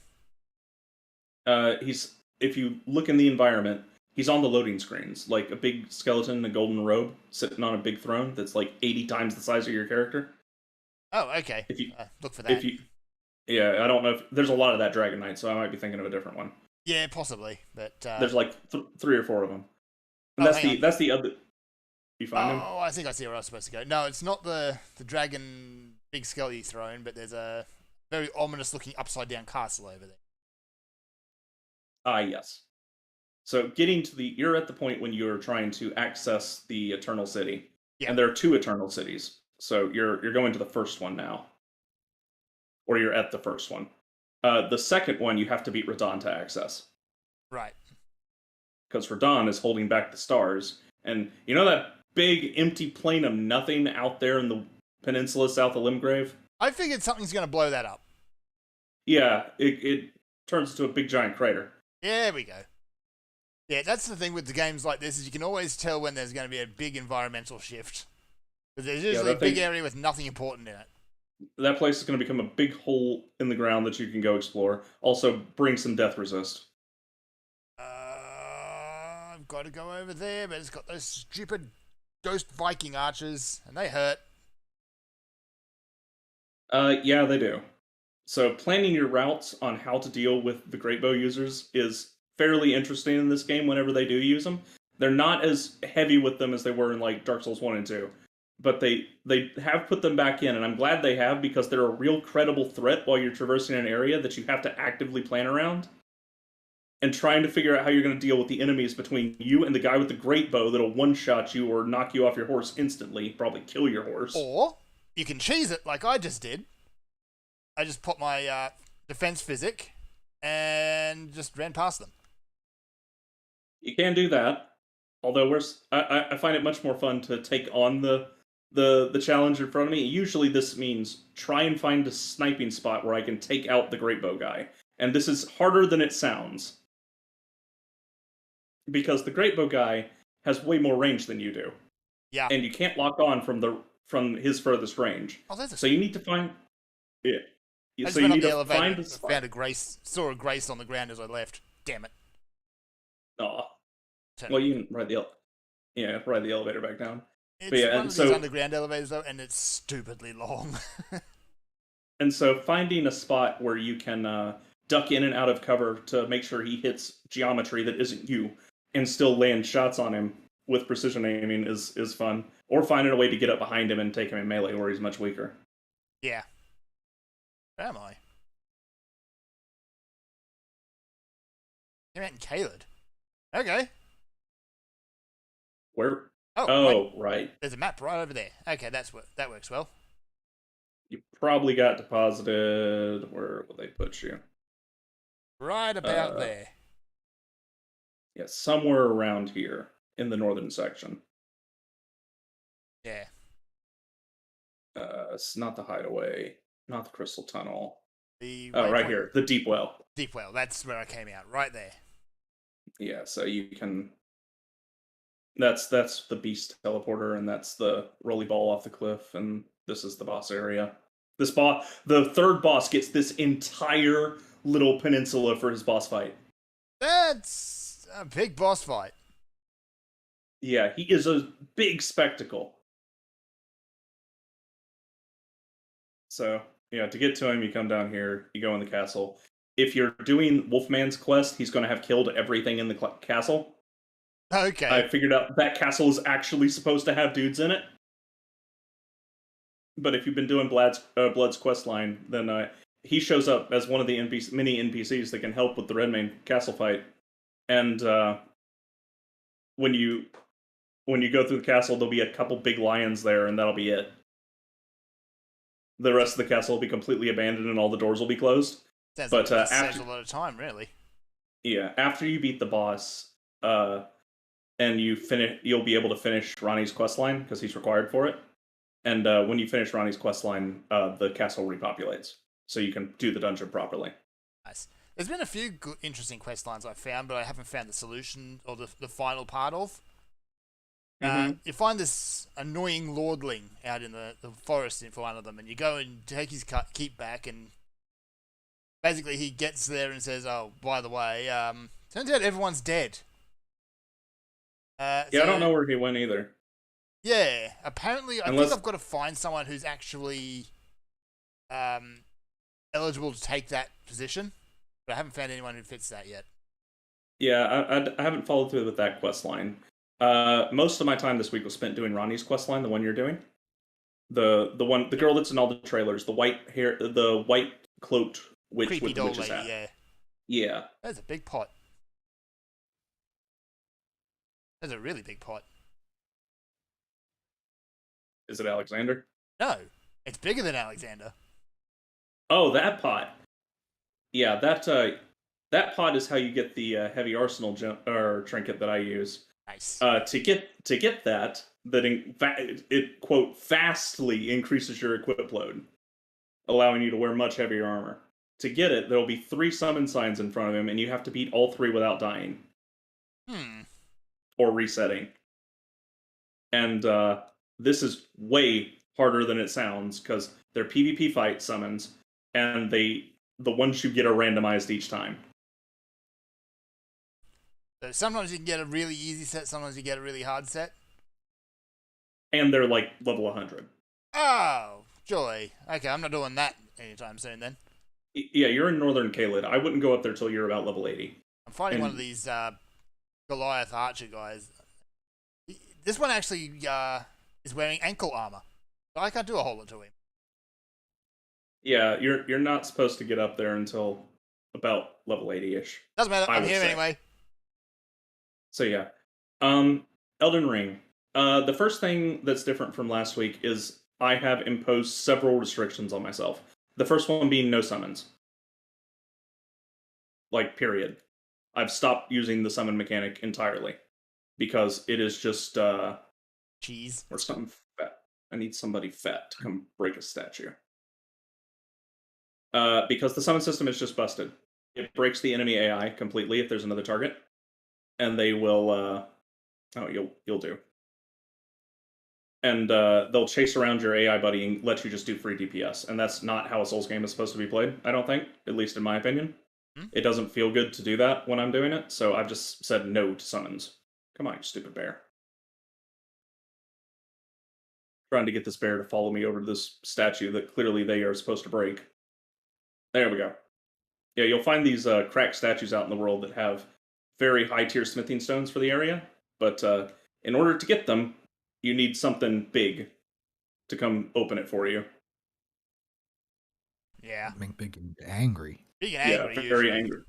Now, I do not want to fight that bear, because those bears have a gazillion HP and are really, really tough. Told you, so, small bears.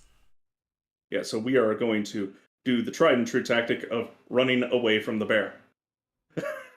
Now, this tactic has a slight problem in that the bear is faster than I am, and the bear has ranged attacks. So, what we're going to do is we're going to duck and weave between all these trees and hope we find a site of grace to rest at, or the bear gives up. It appears the bear gave up. Okay. So, that is why be wary of rune bears. I can't do anything with this giant pot, as it turns out. Yeah, he's the summon signs may not be there for you. I think you have to progress Alexander's quest before they appear. Yeah, there's no signs here, and the pot won't even talk to me. Oh no, not another bear. More bears! This area is going to be a pain in the butt to explore. Over here. In that case, I'm going to do the old quest and, pick a direction and go that way. Yeah, pretty much a good strat in this game. Just find some way you want to go and get moving. Yep. So yeah, the other restriction, I have limited my spellcasting significantly because spellcasting feels insanely busted in this game. It lets you attack from a safe range on pretty much all bosses, and it does absurd damage with basically no drawbacks, except an FP cost that is easily managed.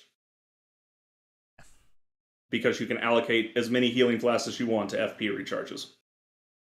So I have limited myself to minimal offensive spells. I keep one for situations I've come up in where the room is literally just filled with dudes. Like, Yeah. there are just dudes everywhere. I think it's fair to use it in that situation because the game's kind of cheating. Well, the game is encouraging you to at that point, so I keep Yeah. it as a tool, but I otherwise don't do it. There's a cave over here, and I bet there's a site of grace inside if I can get to it. And I can checkpoint before I do this I outside haven't played around with the spells too much because my build just doesn't allow for it, but I have found an item which I just found on a corpse somewhere where it creates a little soul that goes and baps something on the nose. I use that just to pull enemies because it homes and it has seemingly unlimited range. Yeah, there's a lot of spells that are good for that. So I just use that. It's absolutely useless in combat, though. Yeah. There are a lot of tools. In fact, most people are sleeping on things like throwing daggers and short bows when they start this game, and they stop doing that real fast. Yeah, throwing daggers do a solid amount of damage, and actually there's a boss hanging from the ceiling in one of the underground areas. What is that? Oh, there's a bear. That's a bear of my own. Okay. But so Bears are terrifying. it's a weird ghost thingy that throws rocks. But you can climb up and whack on it. I'm not sure how you're supposed to get up there, but you can do it. Or you can just find a point of cover and just plink away at it with a bow. Yeah, plinking away with stuff with a bow, I find a perfectly valid strat because you have to find the spot organically where you gotta go plinking. Yeah. So I found a nice spot where those weird, annoying zombie guys wouldn't bother me too much, and just plinked away. Oh, I know what you're talking about. The giant centipede thing hanging from the ceiling that spams laser beams at you. Oh, it spams rocks. Yeah, whatever it does. One. Yeah. So, in that scenario, yes, definitely. That is probably how you're supposed to do it. You can find a path up to it. I did find one eventually. But it is much safer to find a place in cover where you can just pull out your longbow and go to town on it. Yeah. Some of these magic ball things again. I hate fighting these things. It's basically a sphere with faces all over it, and it spews out magic dust, and that's about all they do. I just hate fighting them because they're just tedious. Yeah. They try behind. Oh, the drop on the floor. There we go, it's dead. Oh, that's not open from the side. So yeah, I've been having a lot of fun going around with the game. There's one boss I found that's reached the tier of great bosses, like the ones in Ring City from Dark Souls 3. Mm-hmm. And that was Lich Dragon Fortisax, who has an awesome name. A lot of people seem to like him. Yeah, because he's an amazing boss fight. Oh, I got minor dudes. Traditionally, Draco Liches are bad news bears. Yeah, and this one was something special. You can find a lesser version of him just wandering the Atlas Plateau, and he flies away after you do some damage and goes to a field full of lightning flowers you can fight, but he's not as cool as Fortisax is. Oh, was that supposed to happen? Yeah. I found that dragon and smacked it till it went down to half health and then just disappeared. Oh yeah, it'll go to a lightning-infused area now where there's lightning striking flowers all over the place. Okay. Oh, those Fulgur blooms. Yeah, okay. Yeah, it's near the capital. And you fight him again. So he is a baby version of Fortisax. Fortisax is a Lich Dragon, so all his attacks also stack the death debuff. Now, for those that can't intuit what that does, if the death debuff builds up so that it goes off, you die. Yeah, funny. You act like this is so obvious, Aristeal, but I would like to remind you of the main reason that people in your parties in FF die. Well, that's because I forget about Doom. But But yes, so all his attacks stack death or spread a cloud around the arena that will inflict death, greatly limiting your ability to run around. You also have to fight him on foot. There isn't a horseback option like there is with the one out in Atlas Plateau. So in general, he's just way harder, and you have to do him properly. He has a grounded phase where he's on all fours, and a hind leg stance he switches into to do one of several attacks.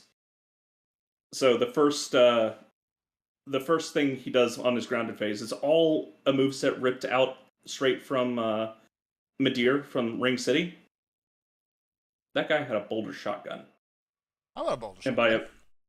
by a boulder shotgun, I mean he chucked rocks at me, and he can throw them in a scatter shot pattern. It's very strange. So yeah. And this is various claw slashes, bites, stuff that a dragon will do when it's engaged in physical combat. Breasts, made of lightning and fire. Did I just mishear that? Yeah, I was wondering if you really did suggest that he has fire lightning booba. I think he does. Breasts. Fire lightning breasts. Breath, TH. Oh, this is my American English getting in the way again. Yeah. And then when he rears up on his hind legs, he uses his front claws like hands and can generate various things and shapes made out of lightning. The most common is 2 lightning spears that he throws on the ground, but the most dangerous is when he just pulls out a giant lightning greatsword, like twice as big as he is, and he's already absolutely massive, and sweeps it across the entire arena. And he's What just you're supposed to do, just involve frame through it. Yeah, you got it. You've got to use inbold frames and roll into the attack close to him because the sword is huge, and you need it to pass through you or near the tip of it. Either one. Is it very thick as well? Yeah, it has a very thin tip and a very thin hilt, but its blade is very fat.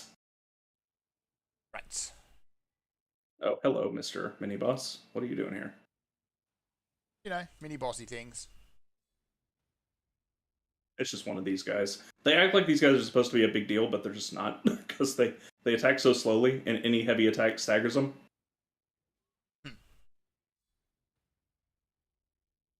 Yeah. So, bully him. And yeah, he's the first boss I've seen that's really stood out to me as just a great fight that I enjoyed doing, and held up now. Part of that's because I found him when I did. I found him a little underleveled, and I got him through Fia's questline, the girl who gives you hugs in the what's that place called? The Hole. In the hole, yeah. She also gives you, for that hug, a maximum health debuff, which I didn't know at the time. Yeah, she doesn't tend to tell you that part about the items she gives you. Yeah, so as long as you have the item, she'll give you a hug, and then she gives you an item. But as long as that item's in your inventory, you will lose like 5% max health. Yeah, it's a 5-10% hit in your health, which is a lot in a game where your objective in leveling up your health is trying not to get one shot. You can take getting 2 shot. That's fairly normal for getting hit by two big attacks from a big enemy that'll 2-shot you in this game. But getting 1 shot is something you need to avoid, and that 5% can make all the difference. Mm-hmm. Also, this game seems to really, really lean into leveling up vigor more so than any other Souls-like game. Because stuff just does so much damage as you progress through. Yeah, I've noticed that. Let me pull up my status here. I have 40 points in vigor near the end game. That's insane for a Souls game. Like, I never have ever gone above 24 before. But I have 40 in this one. And I still am starting to feel like it's not enough. Yeah, I saw you fighting that dude, the PvP thing, the dude with the bleed skills and stuff. Yeah. And every time he hit you, you would lose about 3/4 of your health. Yeah, yes. Things just hit hard. So, yeah, quite scary.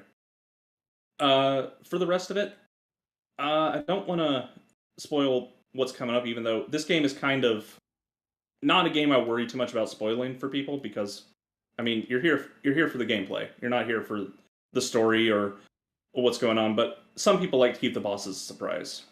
Yeah, I like to keep at the very least the main bosses a surprise. So yeah.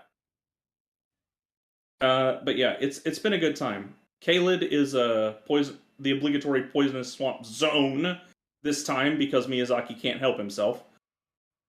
It's kind of his I, thing. I wonder. I wonder if he just giggles to himself when he thinks about how he's I- going to implement Blighttown this time. Yeah, I guarantee he does. He makes jokes about how he can't stop himself all the time. Yeah, it's just his thing at this point, definitely. I am hopelessly lost. Ah! Lightning balls! Oh, that's bad. So yeah, when I don't have much room to move, these guys are a bit harder. You are shish kebab. I am. Yes. There's treasure up there. Hello, treasure.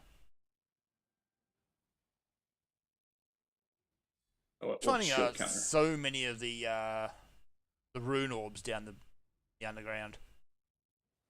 Yeah, the those things I tend to save them for when I get to a vendor I haven't bought anything from yet, and I want to clean out their stock so I don't have to ever come back. Yep. Or when I don't have enough to level up and I'm just a little bit short. Yeah. You know, you seem to have to abuse the shielding an awful lot. So how do people even play with two-handed weapons? They just dodge. Yeah, you get the hang of dodging. You can block with two-handed weapons, but you're still going to get a amount of bleed through for it. Yeah, I have weapons that are built to use the shield counter. Like I have my katana does high critical damage, so staggering them with shield counters is pretty viable. I have a fist weapon that uses almost no stamina and is really fast. Ooh, that's a useful tool. Oh, For what did you find? Ancient Dragon Smithing Stone. Ah, That's the thing you need to take your weapon to plus 10 or plus 25, which is actually bugged right now, so don't do it. If you have a pure damage weapon, like, let me show what I mean by that. Like my katana does all physical damage right now because it's keen enchanted. You don't want to take this to plus 25. You want to stop at plus 24.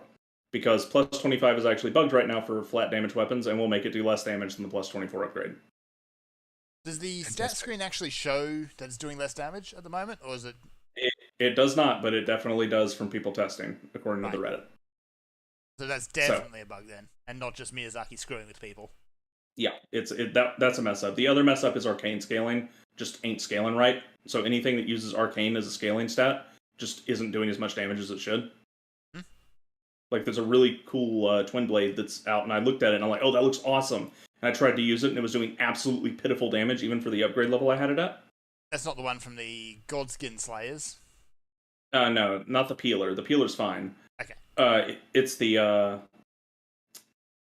it's another one that you have to do a quest line for with the samurai dude that you meet who's hunting down invaders. Yeah, I know the one you're talking about. Yeah, the last invader for his quest line has it, and it's a really cool looking twin blade that's really awful because it scales with arcane. As it scales badly. And yeah, if it didn't scale with arcane, it would be great, but it does. And so they probably need to fix that. And I hope they do get around to fixing that. Am I just going backwards, or am I going to a new area because I'm lost? This happens a lot in this game too, where I just get lost in a dungeon. Yeah. I mean, that's fine. I don't mind getting lost in a dungeon. It's what you're supposed to do in dungeons. But, oh, is this the right way? Oh, yes. Oh, crap, there's a shortcut door. Go back, go back, go back! No, don't go in the boss room! Too late. You're in the boss room now. You're about to get smushed. Oh, no, we're okay. I just opened the door. Oh, I know where you are. If that's the dungeon I think you're in? You're not here yet. Okay, no. It just looks like another dungeon I found. Yeah, you're nowhere near this place yet. Yeah. So, can I make it back to the Grace? Yeah, the Grace is right The dungeon here. I found has a fire-breathing salamander thing in there, and it's an angry boy. I've done that one. He's yes, he is very angry, but you just saw me fight his big brother out in the open world here. But no, this is in the snow area. So yeah. Oh, what all was I going to say about the game? It's hard for me to come up with stuff to say because it's just more Dark Souls, and it's just a really lot of Dark Souls and a really big world to do it in. Yeah. I aside from the restrictions I've imposed on myself to make it a bit harder, it's just what it is. Estelle, Star Well, of the Darkness. Holy crap! What are you? Speaking Whoa. of those centipede things, Hello. it's like a dragonfly scorpion Yeah, that's thingy. a bigger version of the thing I saw I killed hanging from the ceiling. And this one's I found not it- on the ceiling no more. It has an eye on its forehead. Yes. Is that its skull, or is it just wearing that? I have no idea. But this is why you play Dark Souls. You find these really cool imaginative boss designs that are really tough to take down. You say cool boy. and imaginative. I say effing horrifying. Well, mean, yes. Oh no. Oh no. Okay, we're good. He just wants to be your friend. Do we Zappies. stun him? Stab your big ugly eyeball. Ugh. Feel it. I'm gonna pull the shield back out. So yeah, this is what I play this game for, is to see all the cool bosses and do them and learn them and get them down. And it's just a ton of fun. I cannot deal with that attack. Yeah. And despite what certain game developers will have you believe, failing can be fun. Yeah. Oh no. Oh no. What's going on? Put me down. Gravity stopped working. I think, yeah, his gimmick appears to be gravity magic. Okay, so clearly the strat I'm using is not effective. I'm just running around. I've got to get my runes back because there's a lot more of these archers here than I initially thought. I'm hopelessly lost. Yeah, I actually fought a much weaker version of this in somebody's quest line, but this guy is way tougher.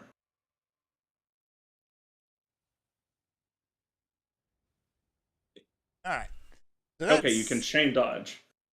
Yes. Those Yeah, this is the other thing. chain when a boss dodging in is a lot act- of situations I found is a very bad thing. Yeah, it'll usually get you killed, but it looks like with that one attack he does, that's how you have to deal with it. What are you doing, dude? Panic dodge. You should have been prepared. Who are not prepared. I'm never prepared. Oh, I just tried to drink out of an empty physic.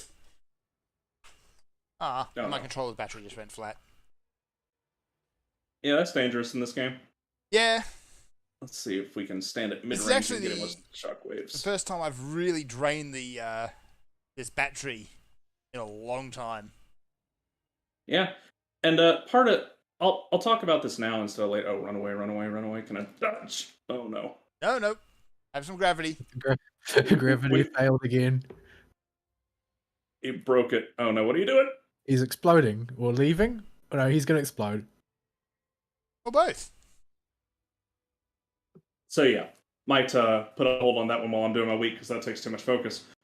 And yeah, part of the reason I think so many people are really just playing Elden Ring and playing it like people used to play Vidya when a new big single player game comes out is because it's an actual video game. Yeah, like it's a Like- big world. There's lots of stuff to find. You can actually basically create stories Yeah, by just it's running a around. it's a proper open world, and this shifts kind of into the news a little bit, but they're back to with those people from Ubisoft complaining about how the game has terrible UI and how it needs a quest journal and how it needs a mini map and all this. You don't get the same kind of feeling of exploration in a world when you have all that stuff. No. You feel like you're playing with a game with systems. But in Elden Ring, you're fully immersed in the world because you have so little in the way of a UI or stuff telling you what's going on. And you find characters that say they're going to do stuff, and you just got to listen to what they say. I mean, it's If you work for Ubi, you've pretty much been brainwashed that there's only one way to do an open world game, and it's Assassin's Creed. yeah, and it's Yeah. not just Ubi either who does it. Ubi's the worst, but they're by far not far from the only one. No, well, the thing is that they've contaminated the design space in general with the idea that that's how you're supposed to do it. But they're Yes. characteristic because everything that they do has that same layout. Like whether it's Assassin's Creed or whether it's Far Cry, they all do it the exact same way. Even cross genre, it's always done the same way, where you are led by the hand and you are fed waypoints, and so you never get to experience exploring a world because you're not going to explore. You're just going to head from waypoint to waypoint, and any exploration that you do is because you're heading towards a waypoint. Oh, I need to collect a thing here, or I need to get a lookout point there, or whatever. And Man. you're at no point are you ever just going to wander to find what you can find. Like, even if Yeah. you do that in those games, it's like you get into a new area and it suddenly lights up like, here is a tower, go to the tower. Here's the tower now tells you where everything is. Here's your checklist, get out. Yeah, it's Whereas- in versus you've seen my organic play and this past hour and a half. Yeah, You've seen me well, go through the game. Yeah, you've seen me go through the game and just find stuff I had no clue was there. I don't have some interactive map or anything open. I'm just running around the world and Yeah. seeing what's out there. And, you know, I run into big F-off magma dragons in the middle of an ice lake. They get stuck on walls, and I come down this random mine shaft, and I find this big otherworldly monstrosity. Yeah. So And by, all kinds of powerful upgrade materials laying around that I didn't know about that are just cool to find. In other games, they will put this stuff on a freaking map and a checklist to make sure you don't miss it. yeah. Like, I've gotten the this kind of feeling out of other games in the past, but nowhere near as well as I have out of this game. Like, you can play Pokemon Arceus and you kind of get the feeling from that. The Bethesda open world games are good for it as well. But it's just, like, the game gives you a game, here's some systems, and then pushes you out the door and says, go explore. This Yeah, game and- says, by the way, you might want to duck, but yeah. And I think it's more than that though when it comes to the by the way part there, because its difficulty does mean that there's inherent risks to doing anything in this world. Coming through, there's a chance that you won't be able to handle what's up ahead. You have to legitimately think about, okay, do I feel safe enough to push on, or am I confident enough right now with my current skill and energy level to go push on with only one or two heals or no heals, as the case in Volsami yesterday, into an incredibly dangerous area? Yeah. Or should I go and come back later? Yeah, or do I go look for a checkpoint? Because that's the only world object that you really are on the lookout for a traditional game mechanic-y object are the Sites of Grace, because they act as checkpoints. Yeah. Everything else is totally organic finding if you just run around the world and find stuff. And this game doesn't expect you to 100% the game. None of the Chivos at all involve doing anything like gathering all the crap. Well, Yeah. I mean, to be fair, the odds that you will do a playthrough organically without missing something because you decided to shank an NPC for being an asshat instead of doing his quest or other, like the odds that you're going to organically get everything are pretty low. Yeah, you're just not going to do it. But quest lines do get ruined on each playthrough. Like, you cannot do everything in one playthrough. You have to pick and choose. Yeah, it And- seems like there's actually a few situations where by doing one person's quest, you will block off another quest chain. Yeah, and that's very common. Or be Is- like Gura and just decide that you're going to murder a guy because he said something you didn't like about you. Because I want his pants. Called you a maidenless runt. I mean, yes. I mean, at the time you were. Then you got a maiden. So, Angry Vikings. Angry Vikings! So yeah, it's a fun game to go run around in. You've seen just what it's like organically exploring, finding random bears you have to flee from because you don't have the resources to take them on right now, and just trying to find everything out there. Like, look at this big old world. You've seen me run around part of this section throughout this video. Mm-hmm. And not even this. Just this little bit right here is all I've run around while we've been streaming. That's it. And you've got all of this and an underground. Well, if I can flip it to it, and an underground section. Which is really pretty. I'm down there at Yeah, the moment, really. actually. Like, Actually, I'm not it's being just- shot at for the moment, so let me jump over to OBS and I'll swap the vision. Yeah. Oh, wait, no, never mind. I'm getting shot at again. Yeah, that's the thing in this game. And because it has that organic feeling of exploration, and stuff is actually difficult, you have to actually think about what you're doing when you're actually engaging with the video gamey parts of it. You have to decide on a build. You have to commit to it. You have to pick weapons that suit that build, and you have to learn how to play the video game. You can't just button mash your way through boss fights unless you ridiculously outlevel the content. It feels like an actual video game again, and this is a feeling I think people have just forgotten about, because this game has gotten a lot more casual players than the other Souls games did, and I think there's a real obvious reason for that, and that those casual players may not know it, but they miss the feeling of playing an actual video game. Yeah. Which, A video game that, barring a few scaling bugs and PC issues that most things have, it's a complete video game. Yeah.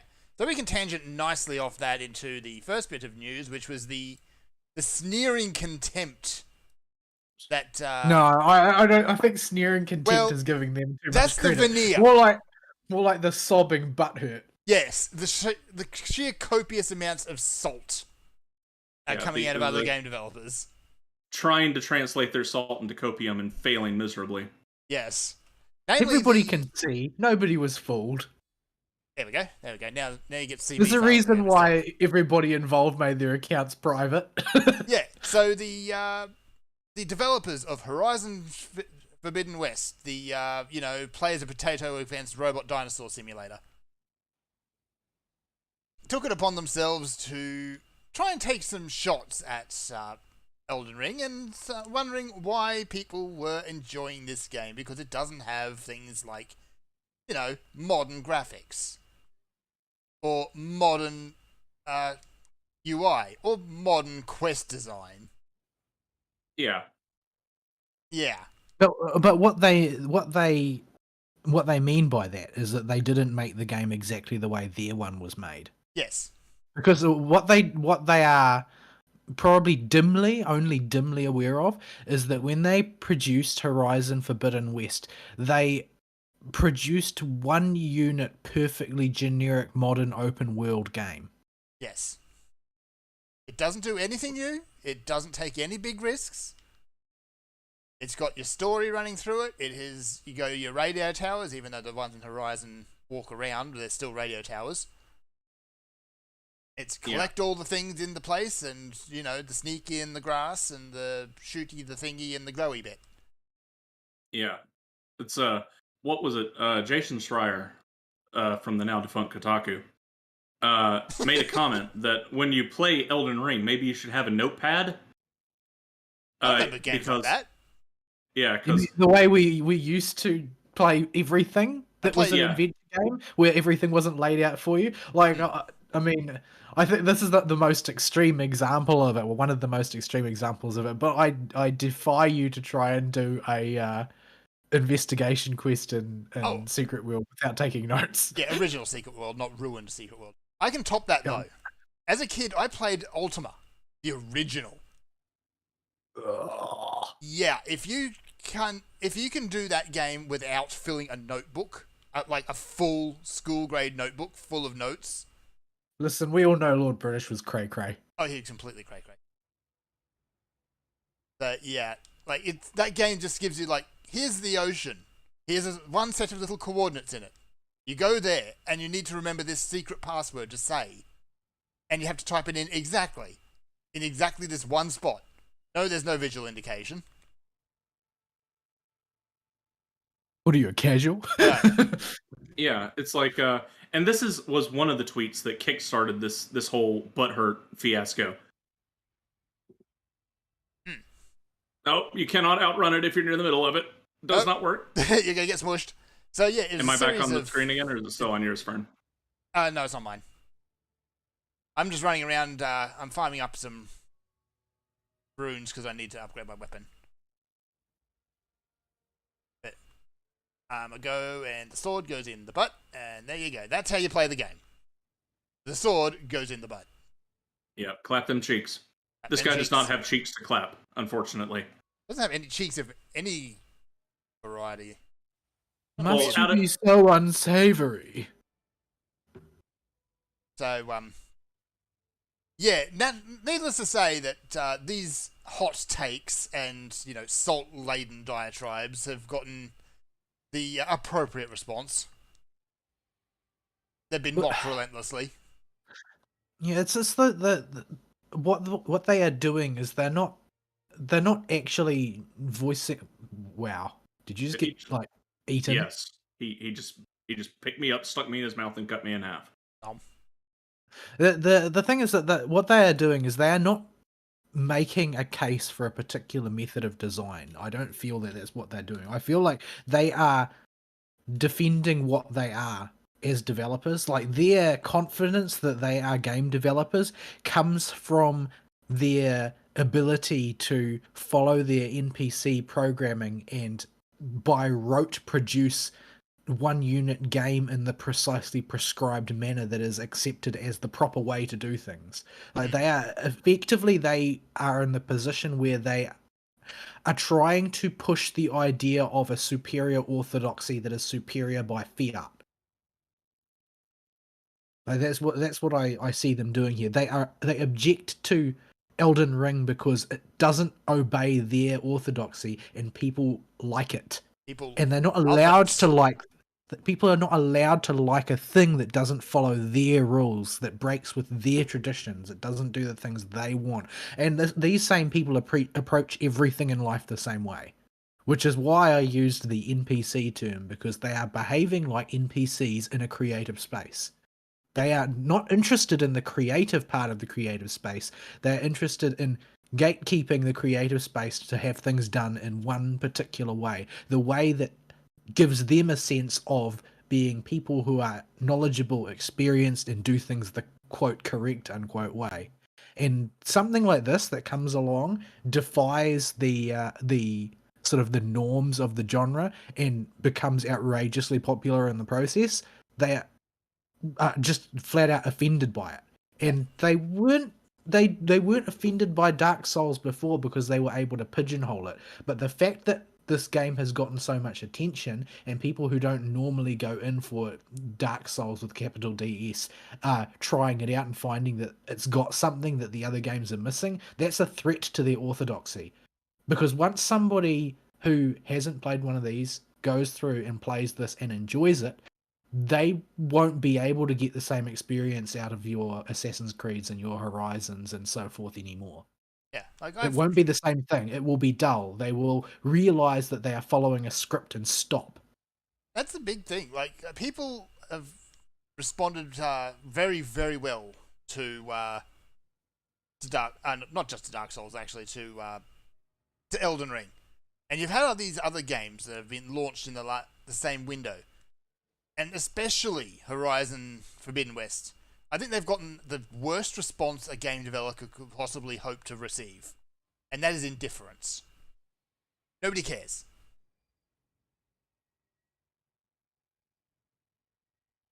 And Babylon's Fall, aside from the bugs and the other issues, also falls in the same category. Nobody cares. Well, Babylon's Fall was a catastrophe. Oh no. I honestly haven't cared enough to look. You can dodge it. So, actually, I'm going to flip back to you, because what you're doing is more interesting than me running around stabbing Vikings. Yep, there we go. So yeah, that's that whole ordeal. It's been humorous. Needless to say, a lot of these developers who put these salty takes out have closed or hidden their Twitter accounts now. Yeah, and you notice when you go to their profiles that the Twitter will promote all the stuff that's talking up the developers of Horizon and stuff in the comments and responses, but you keep scrolling and every single comment eventually turns into people just bashing on it. Yeah. And calling these devs out. If you want to be successful, try doing something new. Try taking some risks. Or just try trusting your player to figure it out. That's what the Dark Souls series does before anything else. Is it doesn't tell you everything and assumes the player is smart enough to figure out what the heck they're doing. Yeah. It might give you the occasional hint, but that's about it. Yeah, like it'll tell you, it just won't baby feed it to you. Like, it's gonna give you the dude that tells you where he's gonna go and how to progress his quest line, but it's not gonna track that for you. Sometimes. If you just pull out a notepad and write down Alexander said he's gonna go somewhere really hot in order to repair himself after a big battle. Like, that's a thing. You can do that. And then you can use your brain that your mommy gave you when she gave birth to you to figure out what he meant by that, because there's only one place that has enough lava to mean that that's where he's gonna go. Lava place is hot. Now, where in there, that's where you get to go exploring. Guess what? There's a big old mountain full of lava. Also spiders. Yeah, and creepy hand things. Yeah. So, it's frustrating with people when I realize just how much these game devs don't want people to use their brains, and I realize that's why I don't like most AAA games these days. I think that that's part of their sort of control freak attitude. It's not that they don't want people to use their brains. It's that they want people to do what they want them to do. And anytime they don't, it's like you're having fun wrong. Stop. Yeah. That already come this way. Like, a lot of those games, the Assassin's Creed, yeah, okay, there's a few organic moments, but by and large, once you start straying from the path, the game, there's nothing there. The game doesn't know what to do with you.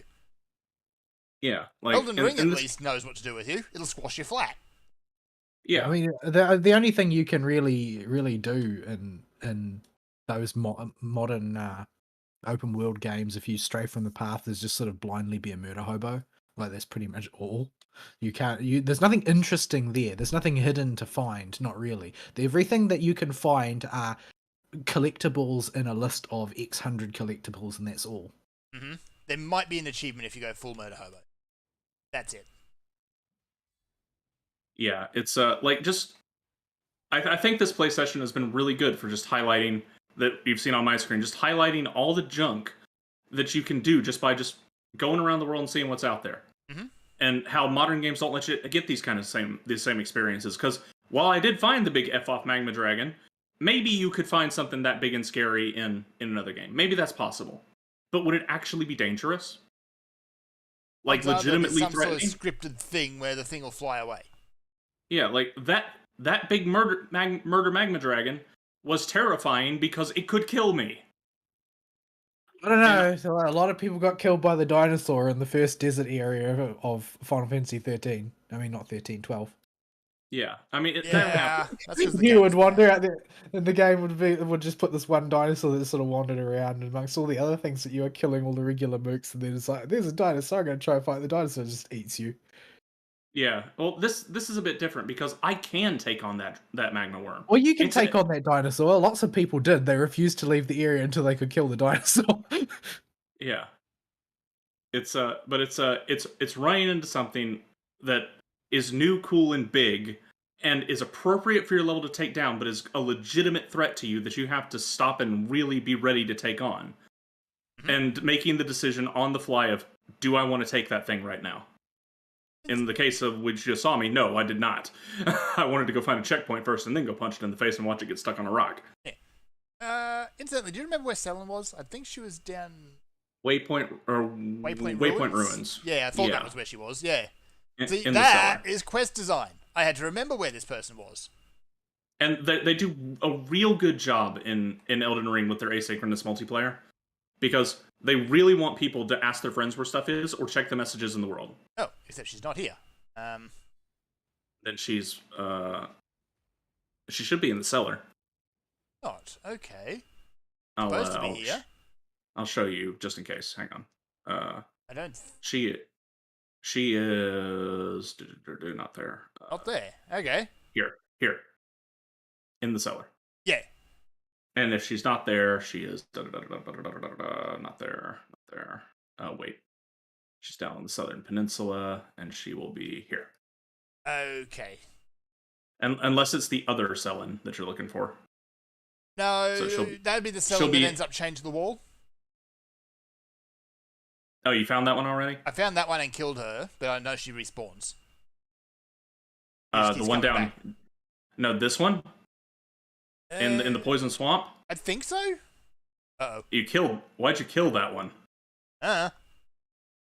I think you ruined the quest line. I might have ruined the quest line. Oh, I don't think I've ruined it. It's just taking the shortcut out of it. Well, she's that's her real body chained up down there. I see. The thing in the other ruins is a projection. If she didn't give you her soul crystal, then yeah, the quest is over.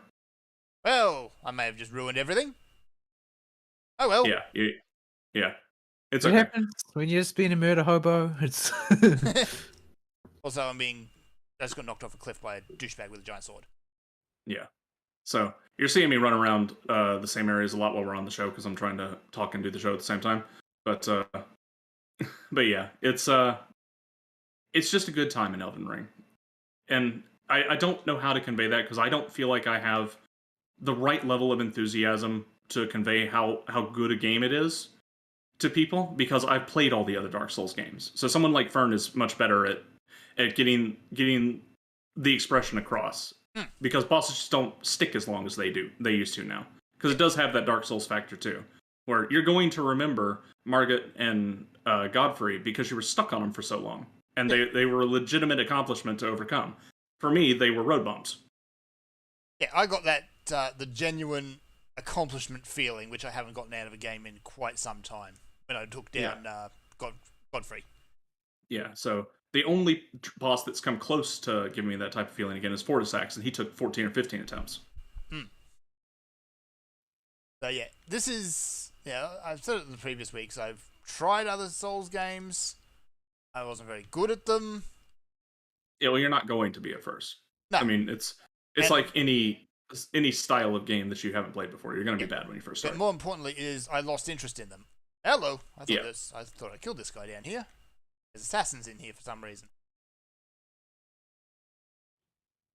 All right. Gotta use heavy text. Yeah. So this is the one. I think the open world really does help kind of ease you into it, because it gives you multiple ways of actually handling a problem, or if you can't handle a problem, you can go do something else.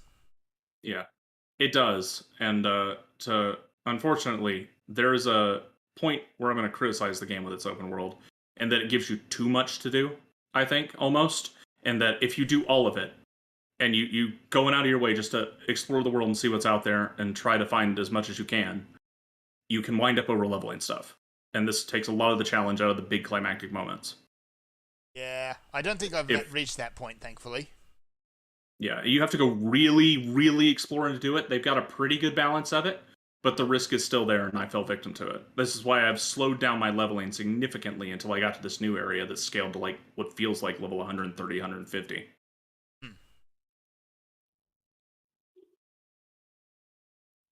It's over there? It's in the Poison Swamp on your map. Yeah, what? Oh, it's one of those floaty ball things again. Oh, and there's skeletons everywhere. Oh, yeah, I remember now. Yeah, I think I've been in here. I don't remember where the stairs were. There they are. Ouch, and I'm getting shot in the butt. So, yeah. That's really all there is to say on Elden Ring right now, I think. There will always, until we finish the game, there will be stories about Elden Ring, about our playthroughs and what we found. And I'm approaching the home stretch. So next week I should probably have the first playthrough done. I'd have to guess, because there ain't anything left on the map for me to reveal. So I assume I'm near the end. Okay, yeah, the one in the basement has respawned. I did kill her and she's respawned. Okay, so you're good. Just do her quest until you get her soul stone. But yeah. So yeah, that's Elden Ring. So yeah, the biggest tips for people that are looking to get into it, you will get stuck at points if you're new to the FromSoft games. That's fine. In this game, the option is there to go either out-level the content or just go do enough stuff elsewhere until you feel you're up to the whatever you can do. There are summons. The summons are absolutely busted, and eventually you will get the Mimic tier summon that will just break the game. And can literally solo the entire game once you get it. That's really busted. Yeah. Sometimes all it takes is you just go away, you find a new weapon that might click with you better or do the right sort of damage, and just getting the right tool can help. Just go getting a few more smithing stones is sometimes all you need. Yeah. Yeah, like, just, but you can walk away from stuff and come back. I can't talk to her anymore. That's a... And I recommend you do keep Notepad open somewhere. Like, just open... we all use computers now. Just open it on your other monitor and clackety-clack stuff that you think is worth noting. There are markers you can put on the map. It's not the most sophisticated marking system, but you can use it. I haven't been, because I don't really need to. once I get to an area, you can usually do everything there as soon as you get there and then move on. So Okay. it's just a matter of finding the stuff to begin with. Alright, so she's hanging in the cellar, but she's not talking to. Guess I gotta find a way to free her. Did she give you her primeval glintstone? Let me see. It's in your key items. Inventories are a bit of a mess sometimes. I forget what it's called, but it's her glintstone. It'll be somewhere inside your key items, I think. Let's see. Obvious potion. That. I just gave that to the guy in the hold because that guy is incredibly sketch.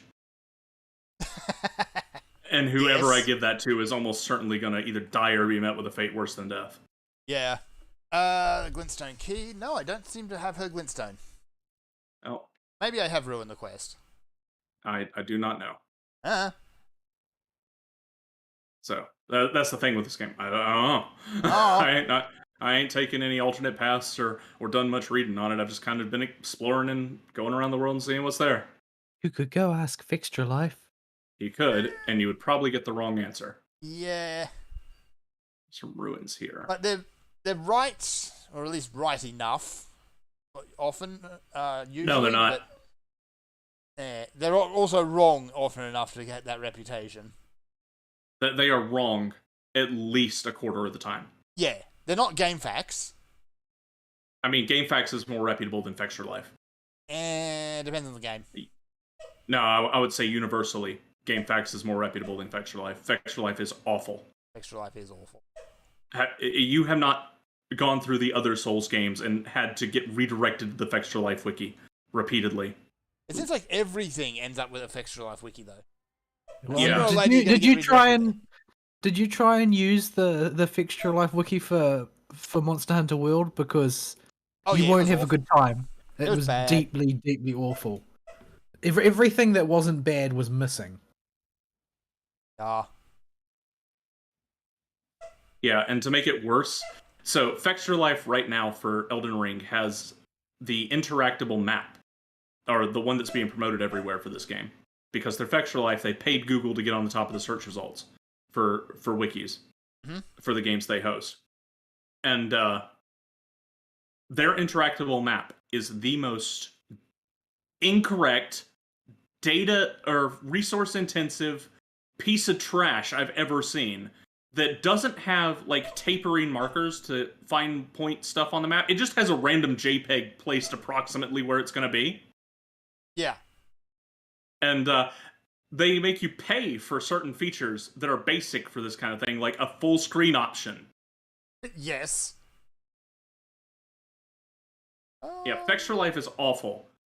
Everybody that's in the Souls community hates Fexture Life because they have the wikis for all of them. They have the wiki for everything. Literally everything. Yeah. So, and when they become the top search result, it becomes very difficult to find other aggregate sources of information that are doing a better job than Fexture Life is. Because they just pay off all the search engines to stay on top, it seems like. And their website is super annoying. You gotta run a custom ad blocker and deliberately cut out elements like their streamers that they put on the left-hand side that they rotate through. It is an awful, terrible website. I hate Fexture Life so much. I'm in a really bad place and I shouldn't be here now. I'm going to die horribly. There's a stake there. I'm just exploring some ruins. So, alright, what other bits of news do we have this week? We have to have it up because the doggo time seems to be happening up front. Right. I'm tabbing out the game, so it's going to flash at you briefly. My eyeballs! It flashes briefly when I tab out. Yeah, that was a bit more than brief. That was worrying. Yeah, I had to scroll the news back up. So, I threw some newslets in there that I thought we could try and get some mileage out of instead of just ranting about Elden Ring. There's not a whole lot this week. Yeah, everybody's playing Elden Ring. Or whining about it. Or whining about Elden Ring. Or publishing reviews by saying that the game is too hard. Wah, wah, wah. I haven't seen much of that. but I know I'm sure it's out there. Oh, I just is it? haven't seen There was a tidal wave of it on launch day, Yeah, basically. so- Because all the usual suspects republished their sodding articles about how every game needs easy mode.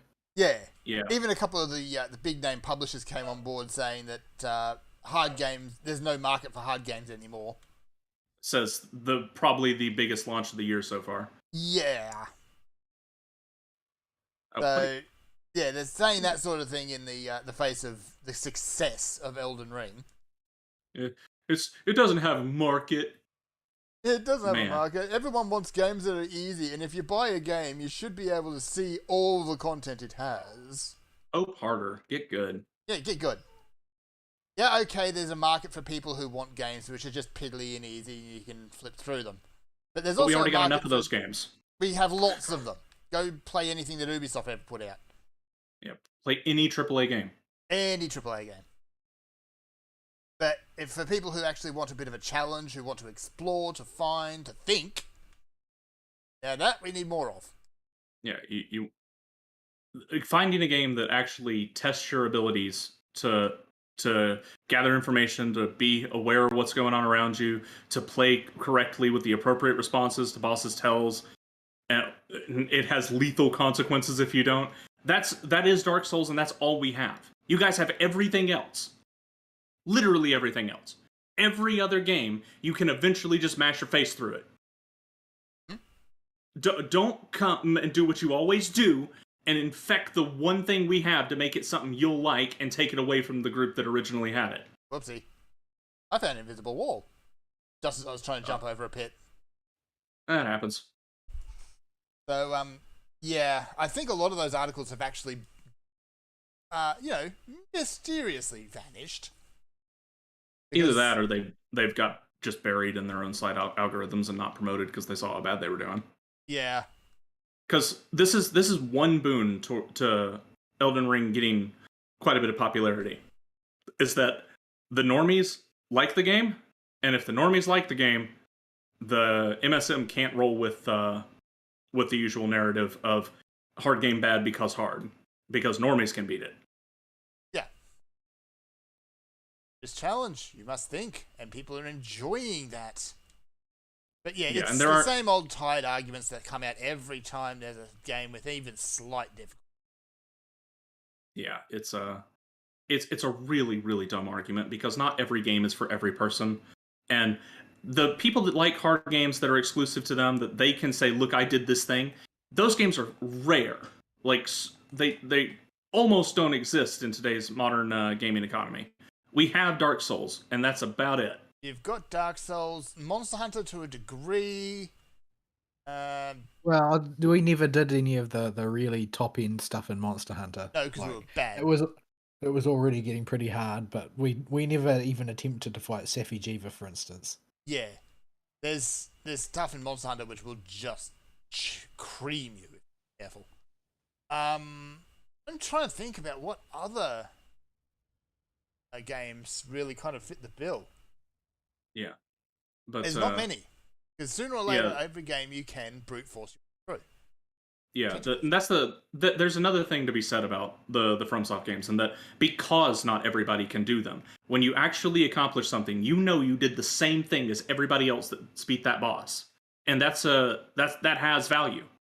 The fact that there is no easy option to just turn down in the menu, like if you could beat Godfrey on easy mode, but he doesn't have a phase 2 or something, that wouldn't be the same as saying, oh, I finally beat Godfrey.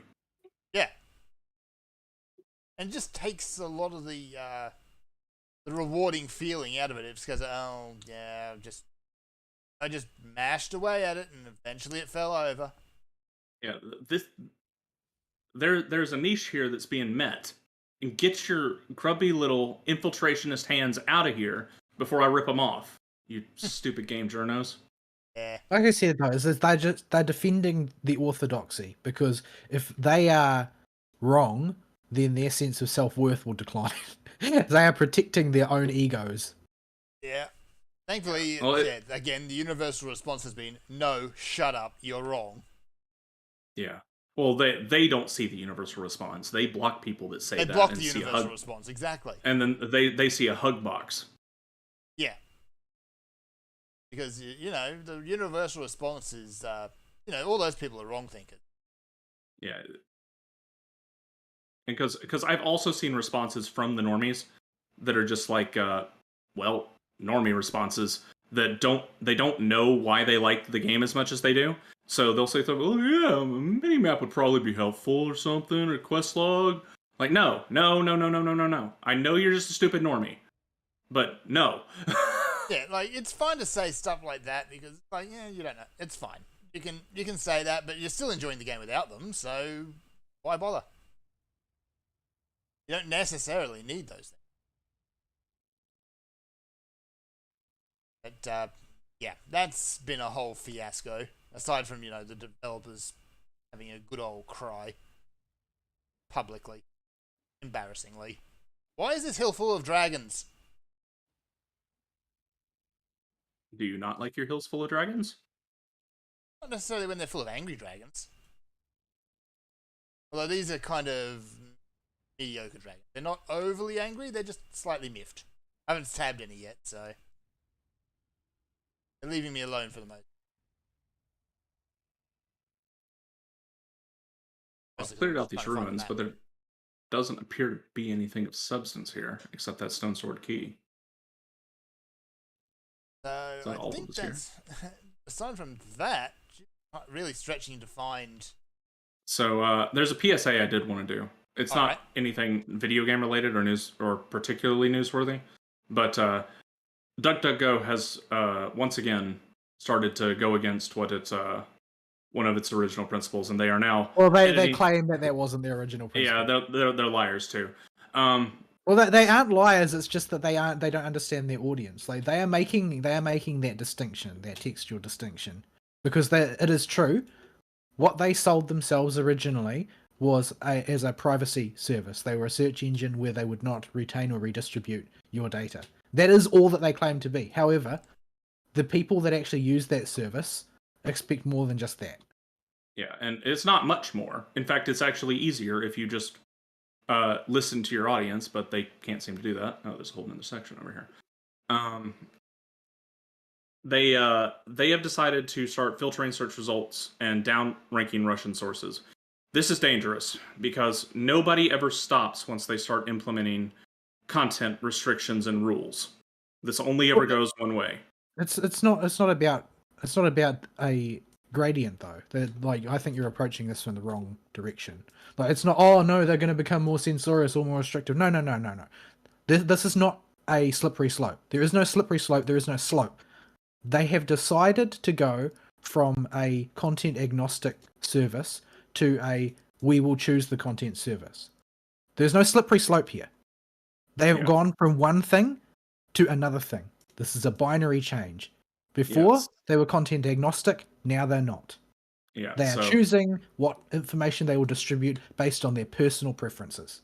Yeah, and the writing was on the wall back during the Black Lives Matter stuff when they were doing open donations to literal terrorist groups. So that's that was scary and told me we're gonna have to jump off this. And sure enough, they follow up with this not a year later. So, or not a year and a half later. So, I recommend switching to Brave for now. It's about all I got to recommend to people for the Brave by default, default's DuckDuckGo though. No, Brave has their own search. No, Brave is their own search service. Okay, I've never seen it. If you download Brave like some years ago, then you would get DuckDuckGo as their default. But Brave now have like search.brave.com or something like that. Yeah, they have their own search engine, and that's about the only other alternative I can recommend to you. I've tried that because the alt tech sphere when it comes to search engines is lacking. There are a few, but a lot of them are pretty low profile. I can't even remember the names of the other competitors. Yeah, generally it's because whenever one of them gets really up and starts getting some momentum, is one of the big boys comes in and stomps on them. Well, yeah, because you need a search engine to find search engines a lot of the time. That's the problem. But this is pretty much the only real remarkable thing about it is the complete lack of understanding of their audience, because there was nobody who uses DuckDuckGo as their primary search engine previously was is in agreement with this type of behavior. Yeah, and The people running DuckDuckGo seem to have some strange idea that their market share is just a smaller sized but analogous composition to Google. But the reality is that people use DuckDuckGo in order to not be using Google. And if you make yourself more like Google, then there's no reason to use DuckDuckGo. This seems like very, very simple algebra to do. yeah, but it's a holy crap. What are you? Big Ghost. Oh, he's one of the Big Dragon Ghost. Knights. Except About Ghost. about that organic exploration. Okay, we're doing this. Bring it on. Where'd you go? Where did he go? It left. It decided you weren't good enough. You're not worth his ghosty time. He ran away. Like, I'm dead. I only have eternity, and you are not worth a slice of that. That's cold. So yeah. So that thoroughly threw me off my train of thought. Yeah. If you take away, as you said, if you take away the primary reason people use your service, people will just go to another service if it actually performs better. Yeah, the thing is that really boggles my mind is that they required those people to gain a foothold. They needed them, and now they've just given them all up, because the immediate reaction from the vast majority of their user base was, well, fine, I guess I'll use someone else then. Yeah. And they doubled down. They doubled down and they said, no, we're right. We never promised you anything but privacy. We are going to choose what you see based on our personal preferences. Because, I mean, really, that's all that downranking misinformation, in quotes, is. That word means roughly as much as Nazi or racist now, which is to say it means something I don't like. So that means that they are just going to be giving you search results based on their personal preferences, not based on, you know, what the web crawling algorithm finds as the common hits or most prominent, most trafficked locations pertinent to your search terms or anything like that. No, they're just going to exclude the things that they don't really approve of, whatever that might be, for whatever reason that might be. And you know, who is it that decides what is and isn't misinformation? Since misinformation doesn't appear to have any correlation with reality or unreality, it seems to be totally arbitrary now, those things that are classified as misinformation. So somebody has to be making that decision on how to classify it. And I don't think that people using a search engine are interested in asking a person for their opinion. Yeah, we just want to know the truth and what's out there. Just want at least if we're using information. Yeah. Well, it's not so much that, we only want objective information or anything like that, because we're not going to necessarily know. What we want is the freedom to decide for ourselves. Yes. Stupid dragonfly. There we go.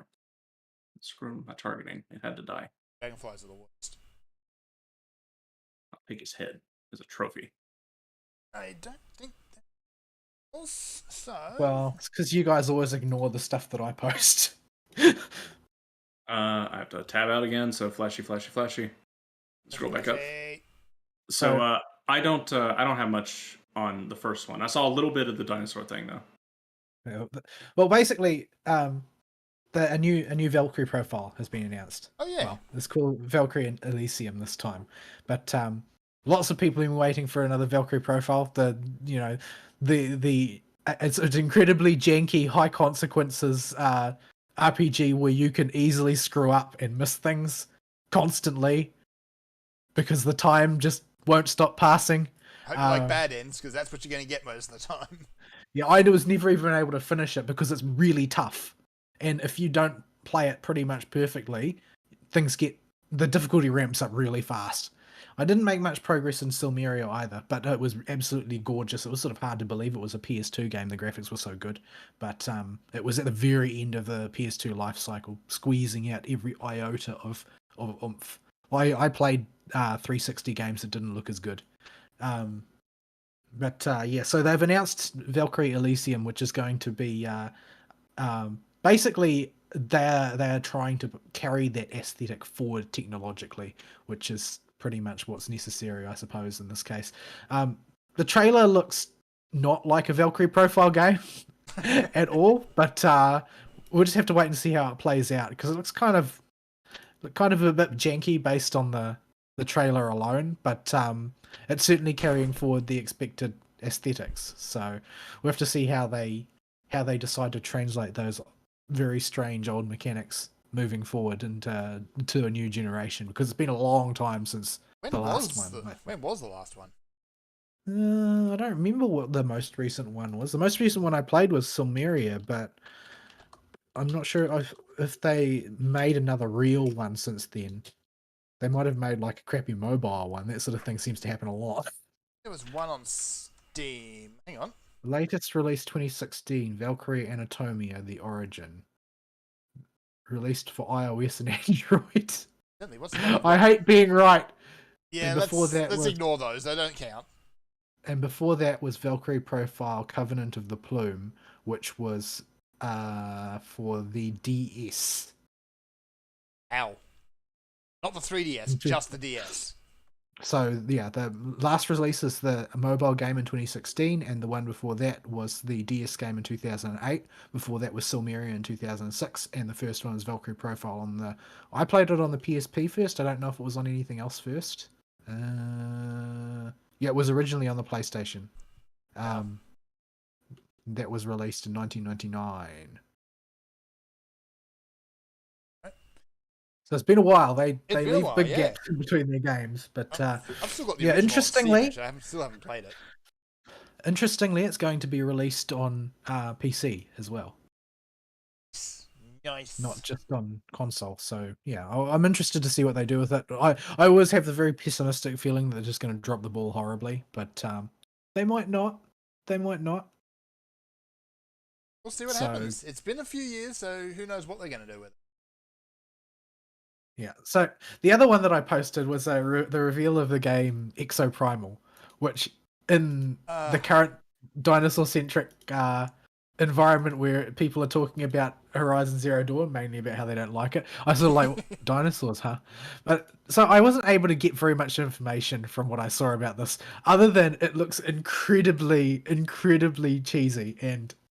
Honestly, I could do with some of that. Like, it's so corny. It's like, oh, you're a special team of operatives that fight dinosaurs who are invading the Earth. It's like, that is so Yeah. Japanese. I hope that it's good. I hope that it's one of the good Capcom games. Yeah, I Because- really hope they lean on the cheese. Because from what I can tell, the Street Fighter team appears to have been smoking cheese, much like Yeah. Hunter Biden. So it's something new. It's a new franchise out of Capcom. So we'll see what happens.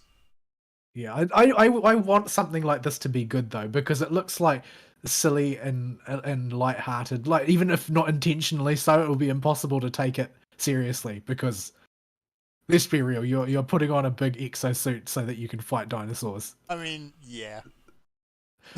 And it's also a new IP from Capcom. Like, there is headroom to be successful, at least.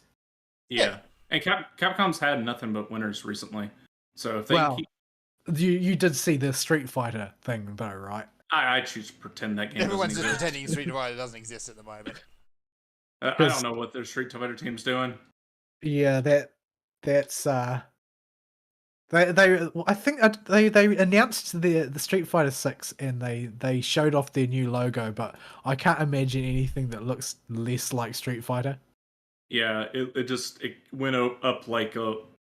It didn't go up like anything. It didn't explode and mean- take everybody off, and it didn't generate any hype. I mean, at That's least because it led nobody Baloo people to remark on. Nobody even recognized it, I don't think. But this is it doesn't have Street Fighter vibes Yeah. at all. Yeah. So it's Maybe they just figured that they, after the disaster of 5 and of MCV Infinite, they just need to go in a completely new direction. Yeah, they need to take their approach to fighting games and do some rethinking. Well, I mean, maybe they've got the right team for it this time. After all, the game's being headed up by the design team is being headed up by the Bayonetta director. So, I mean, if you want to break from tradition, there you go. I mean, you're going to literally tick off everybody in its fan base. But though, honestly, that fan base seems to be dwindling steadily. It really I does. think that people are just tiring of it. Tiring of the same old exploitative marketing practices, terrible optimization, and dodgy netcode, and the only thing that carries it forward into the future each time is their pedigree. Yes. All right. We need to start packing up because I've got animals screeching at me now. All right. Doggo time actually started an hour ago. Oh, it is 12:30. This has been a long one. Yeah. Well, it's been 2.5 hours. And most of it we spent gushing about Elden Ring. That's how good the game is. A game I haven't even played. Yeah, well, spent more time talking about the media's response around it and people's reactions to it. The delicious salt. Yeah, we'll put a point in Arcane. Sure, why not? Get access to more dragon spells. All right. Email topic of the week, because I know I've seen you play in it, Serathos. And others, everyone in my friend list, well, almost everyone. Yeah, like a good solid half of the people on my friends list are playing it, and a good chunk of the other half own it. Yeah, except my brother. He's been playing Elix. So I guess he hates Why? himself. I don't know. What's wrong with him? I don't know, but I'm going to have to go and just rip strips off him, because Elix, it's got a cool world, but that game bad. Has he got some kind of disease or something that compels him to play Elix? I mean, it's the same thing you play as the Gothic games for. The Gothic games had much the same problem. Cool world, absolutely jank mechanics. Anyway. The only thing anybody needs to know about Elix is exactly what Seth tells them about it. So go watch Seth's video. Go watch Seth's video. He's actually nicer to it than I ever would be. So yeah. I think he just likes games generally that he can break. Yeah. And there's plenty of that going on. Anywho. So yeah, that's everything, folks.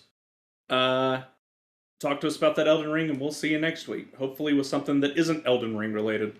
Sayonara. Bye-bye.